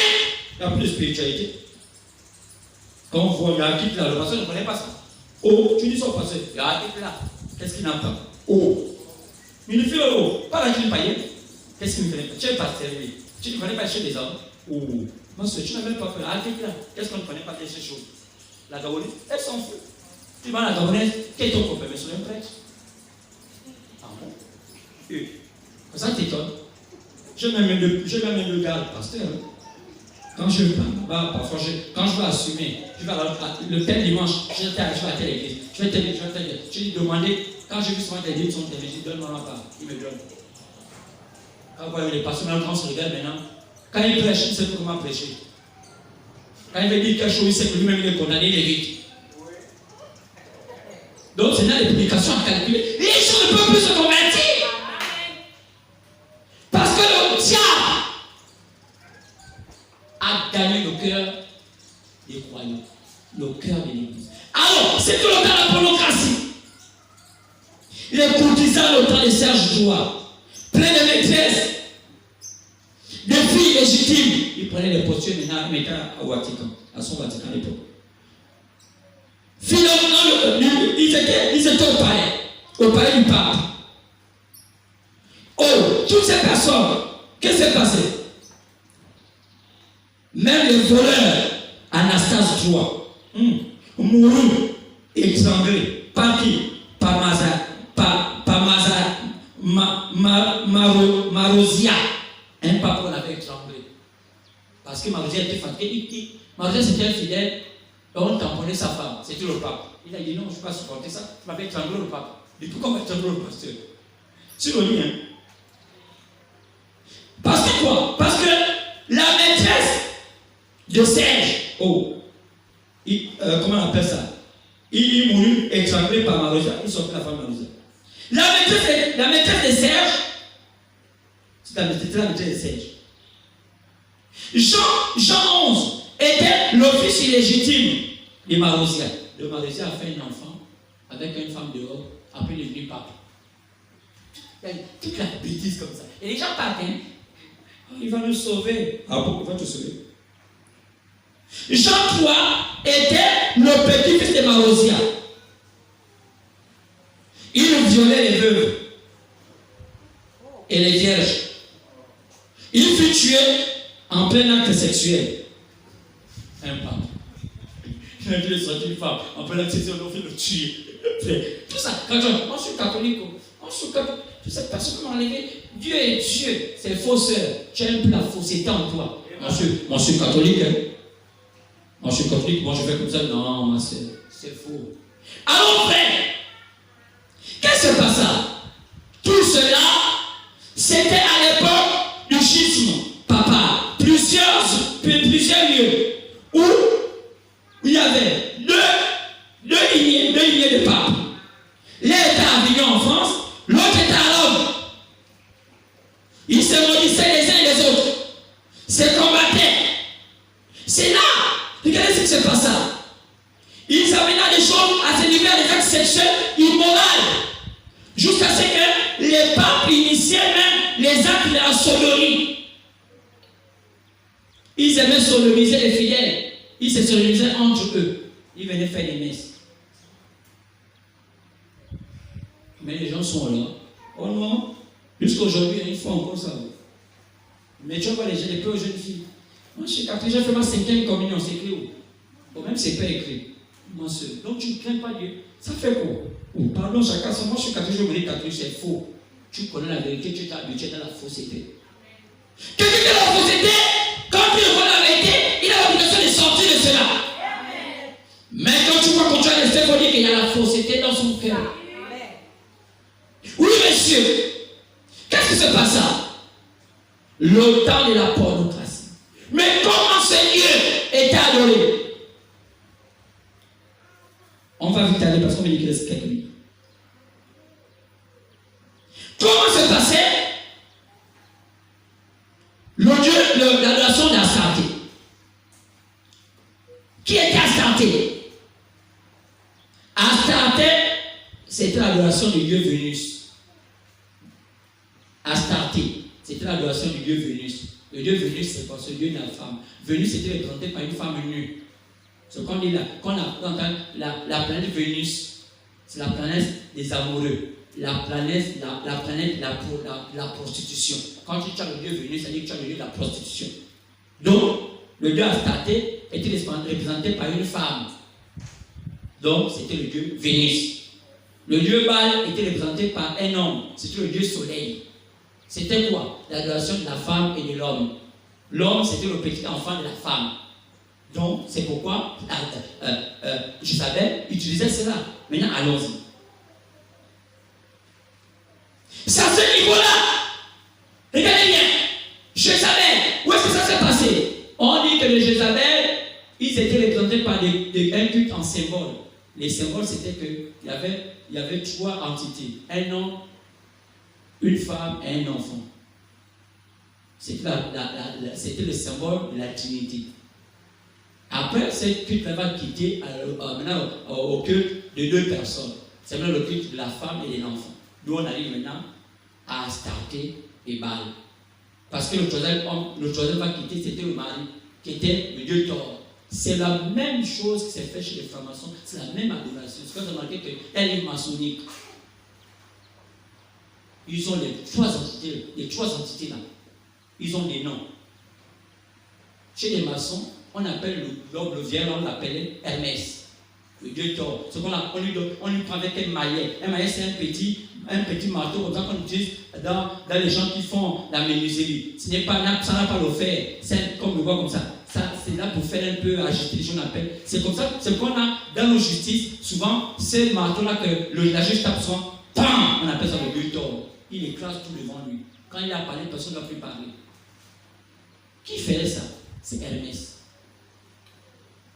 Maintenant, quand Hermès va mourir, c'est là où il dit maintenant la croyance de la réincarnation. La réincarnation, dit comment? Hermès devait mourir et il devait revenir en tant que son fils Nimrod. Donc, Hermès, c'est lui qu'on appelait Kish. Nimrod, c'est lui qu'on va appeler plus tard Osiris. C'est lui qu'on appelle le dieu soleil. Celui qu'on appelle, on appelle Osiris, on appelle le dieu soleil, on appelle Zeus. Maintenant, la maman de ceux qu'on appelle les gros là, on appelle Sémiramis. C'est elle qu'on appelle Isis. C'est elle qu'on appelle le dieu Ra. Qu'on entend quand on regarde le film de l'Égypte là. L'Égypte ensemble là. Oh, le dieu Ra, c'est une femme. C'est elle qu'on appelle Vénus. C'est elle qu'on appelle Jézabel. C'est elle qu'on appelle Djembe. On les donne comment? C'est pourquoi vous allez remarquer que dans la plupart des traditions, de nos traditions, les femmes dansent ils ont sur une chaise. Sur lesquelles les femmes dansent le djembe, bien les longues, bien au rouleau. C'est une chaise qui a 3 pieds. Même là, au sol, tous les frères, au village, il y a souvent une chaise, un banc qu'on fait avec les lianes comme ça. Ça a 3 pieds comme ça. Ce sont les 3 puissances là. L'homme, la femme et l'enfant. C'est pourquoi, chez les disciples, eux, leur danse, c'est danse pas debout. On danse assise. On danse assise comme ça. Ils appellent ça le chez les disciples. Parce que chez eux, ils ont compris que l'homme est dompté par le procédé de la femme. C'est quoi chez les disciples? Ce sont les femmes qui commandent. Chez les disciples, ce sont les femmes qui dominent les hommes. C'est rare de voir un disciple qui est non éveillé. Moi là, je me suis échappé. On ne me domine pas. Maman, elle essaye, je la mets, elle est ici. Non, c'est ma fille, quand je la menace là. Parfois, je vois l'esprit à monter. Je dis, je prononce sa vie. Je recule. Souvent, je suis enfant d'une disciple, je sais où les esprits viennent. Parce que chez eux, les questions, ce sont des maboules. Prenez un gars ici, embrule le cerveau, vous allez voir que c'est un gars qui se cherche. Il est un idiot. Quand vous partez dans l'autre, ce sont les femmes qui gèrent. Elles sont voix, elles sont sur une tam-tam qu'elles tapent. Notre Dieu, c'est la femme. Allez chez les ennemis, ce sont les femmes qui gèrent. Allez chez les liens, ce sont les femmes qui gèrent. Même chez les parents, on dit que non, ils sont patriarcats, ce sont les femmes qui gèrent. Quand on dit oh non, le mélange, c'est quoi le mélange? Plutôt, comment on appelle les femmes là? Quand on dit Akaka, c'est quoi Akaka? Quand on dit que la femme a atteint Akaka, c'était la prêtresse. Quand on entend la femme a atteint la Akaka, la Akaka c'est pas, oh, j'ai mangé Akaka, on n'avale pas Akaka. La Akaka non, c'est une pratique on te prépare parce que tu puisses être réalisé pour que tu domines un homme. Et la caca finit par, on t'apprend comment manipuler ton sexe pour que ton sexe soit productif. Oh non, c'est mon caca qui m'empêche, c'est faux. Il y a ma boule frère qui fait ça. Oh non, il y a une soeur là, qui donne mon argent, elle me dit que moi la caca m'a dit que je ne couche pas avec toi. Laisse frère, quand je vais te délivrer la caca, tu vas voir sortir, j'ai dit frère, elle te ment. Elle t'a dit, j'ai compris que tu n'es rien, la caca de la tu défends. C'est pas qu'on avance la caca, on t'apprend comment bouffer un homme jusqu'à ce que tu te réalises. Voilà la caca, j'ai défendu, on entend, oh la caca. Tu vois quand une femme te regarde, elle sait qu'elle va t'étrangler, elle t'étrangle financièrement bien, jusqu'à ce qu'elle te jette, elle te presse. C'est quoi son tête, c'est la liste le plus. Allez chez les. Sinon, au Gabon, le Dieu qu'on adore, c'est le Dieu de la femme. C'est quoi vous allez voir nos amoureux, c'est la femme. Chez nous, on adore la femme au Gabon. Les gens ne comprennent pas ça. Chez nous, nos traditions, le Witi. Est-ce que vous savez que le Wiri, ce sont les femmes? Oui, vous entendez Wiri là, ce sont les femmes. Pourquoi? Le marqueur qu'on met ici là. Il y a d'autres qui mettent le 33. Le 33, c'est sur le maboule là. Les Badjabi qui mettent le 33. C'est maboule. Badjabi, c'est le maboule, ils mettent le 33. Ils ne savent pas ce que c'est la 33 de la bière qu'ils aiment boire. Mais les autres, chez les pouvis, les autres qui font là, les tsomo, ils ne mettent pas le 33. Ils mettent ce qu'on appelle le dikeba. Le dikeba là, c'est le sexe de la femme. C'est l'autre chose comme ça. Regardez bien votre partie intime. Pourquoi on t'a Liboko sur le sexe de la femme. Liboko sur le pipi de la pauvre femme. Donc on jure que si le Liboko là, ça va réussir que sur le pipi de la femme. Vous voyez, le monde est piégé. Amen. Le diable veut amener la femme à être maudite devant Dieu. C'est comme vous amenez un qui est le féminisme. Oh, le féminisme, quel féminisme? Ça n'existe pas. C'est la manipulation des humains pour vous embrouiller le cerveau. Quel féminisme? Une femme à sa position. Il y a rien de tel d'être une vraie femme, une belle femme, et une beauté pour son mari. Pas la longue rouge. Si tu commences à voir ton père, tu fais ça de ta bête, tu dis, non, papa, moi je ne veux pas être une chaise avec. Je ne veux pas être maudite. Dieu ne va pas me maudire. Alléluia. Amen. On est arrivé là. C'est pourquoi c'était symbolisé par le triangle équilatéral. C'est là où il est en géométrie. Le triangle équilatéral, c'est quoi? Le triangle équilatéral, c'est un triangle qui a 3 côtés égaux. Pourquoi 3 côtés égaux? Kish, Sémiramis, Nimrod. Hermès, Osiris, Isis et Osiris. C'est elle qu'on appelle Athéna. Qu'on appelle Athènes. C'est elle qu'on appelle Europa. Europa. C'est la même personne. C'est elle qu'on appelle la sirène, la mère des eaux. Elle n'existe pas. C'est elle qu'on appelle Sémiramis. Pourquoi elle est devenue puissante? Parce que plus tard, elle va tuer son mari. Kish. Elle va maintenant prendre son mari pour sortir avec elle. C'est pas aujourd'hui qu'on sort, on fait des cercles. C'est un culte. Tu sors avec ton père, tu sors avec ta mère. Maintenant, quand on a eu là, elle va finir par tuer aussi son fils. Nimrod. Elle va devenir la plus puissante. Après, elle devient seule la grande. Mais ce culte-là, c'est pratique comment? Oh, vous allez voir, il y a des symboles comme dedans. On met des serpents. Quand vous allez voir le volume. Pourquoi vous savez quoi le volume? Le dernier degré, on appelle le 33e degré. La femme qui est dans le volume, au dernier degré, c'est la femme. C'est elle qui commande le volume, qui fonctionne. Elle ne couche plus les hommes. Vous savez comment elle fait? Elle prend le piton. Elle attrape le piton, elle apprend à apprivoiser le piton. Elle prend la part, elle se met nue. Elle prend le piton, elle met ça dans sa partie intime. Elle demande au piton de lui lécher. Le piton lèche souvent. Mon frère, c'est pas le monde. Elle a le goût. Quand le piton lèche, c'est comme si c'est une fellation plus que. Je ne sais pas comment on appelle ça une fellation, mais je ne sais pas le nom. Mais je ne sais pas. Quand un homme suce les dents de la femme, le piton fait ça même que la langue d'un homme. Le plaisir que la femme a ça. C'est pas d'avoir une blanche, on a fait ça. Même pas sans le velours. Hein. Prends un piton, tu fais lécher. Quand le piton voit la partie ouverte, là, il a le goût de lécher ça. Et la femme va prendre du plaisir. Et quand elle prend le plaisir, elle rentre en transe. Maintenant, elle profite pour dire qu'elle voit des choses. Le volume, dans le volume. Qui fait ça, la femme? Prends un piton, met ça dedans. Ah! Mais quand la femme fait ça, elle a ton temps. Le tien. C'est ce qui a amené les églises éveillées à prendre les femmes à aller devenir pasteur. Pourquoi? Quels ont demandé de faire ça? C'est écrit où? Paul a dit ne faites pas ça. Pourquoi ils ont fait? C'est le même truc là qui vient à l'église. Quand vous voyez une femme prêcher à l'église, c'est le même démon là qui est dans la formation qu'elle fait. C'est le même démon qui est dans le truc là qu'elle fait. Parce que dans la Bible, nos pères anciens ne faisaient pas ça. C'était interdit quand tu faisais de la chair. Pourquoi ils font ça? Pourquoi vous voyez dans la l'église, tout le monde en font ça? Parce que c'est le même but qui est là dans le culte dans nos églises. Quand vous voyez une assemblée, vous voyez une femme prêcher, vous dites que c'est l'esprit là qui est dedans. Fuis, tu ne fuis pas, tu es condamné. Vous insultez Dieu. Vous dites, ne faites pas ça. Pourquoi vous le faites? Pourquoi les gens sont dedans? Parce que la femme attire plus que l'homme. C'est un temps de la séduction. Les gens veulent plus de Christ. Les gens veulent la séduction. Est-ce que tu peux dire Amen? Est-ce que tu peux dire Amen? Est-ce que tu peux dire Amen? Oh Seigneur, si ce matin tu as compris ces choses, tu dis Seigneur, je comprends les choses. Je me rends compte qu'il y a autre chose au final. C'est quoi donc ce monde est comme ça?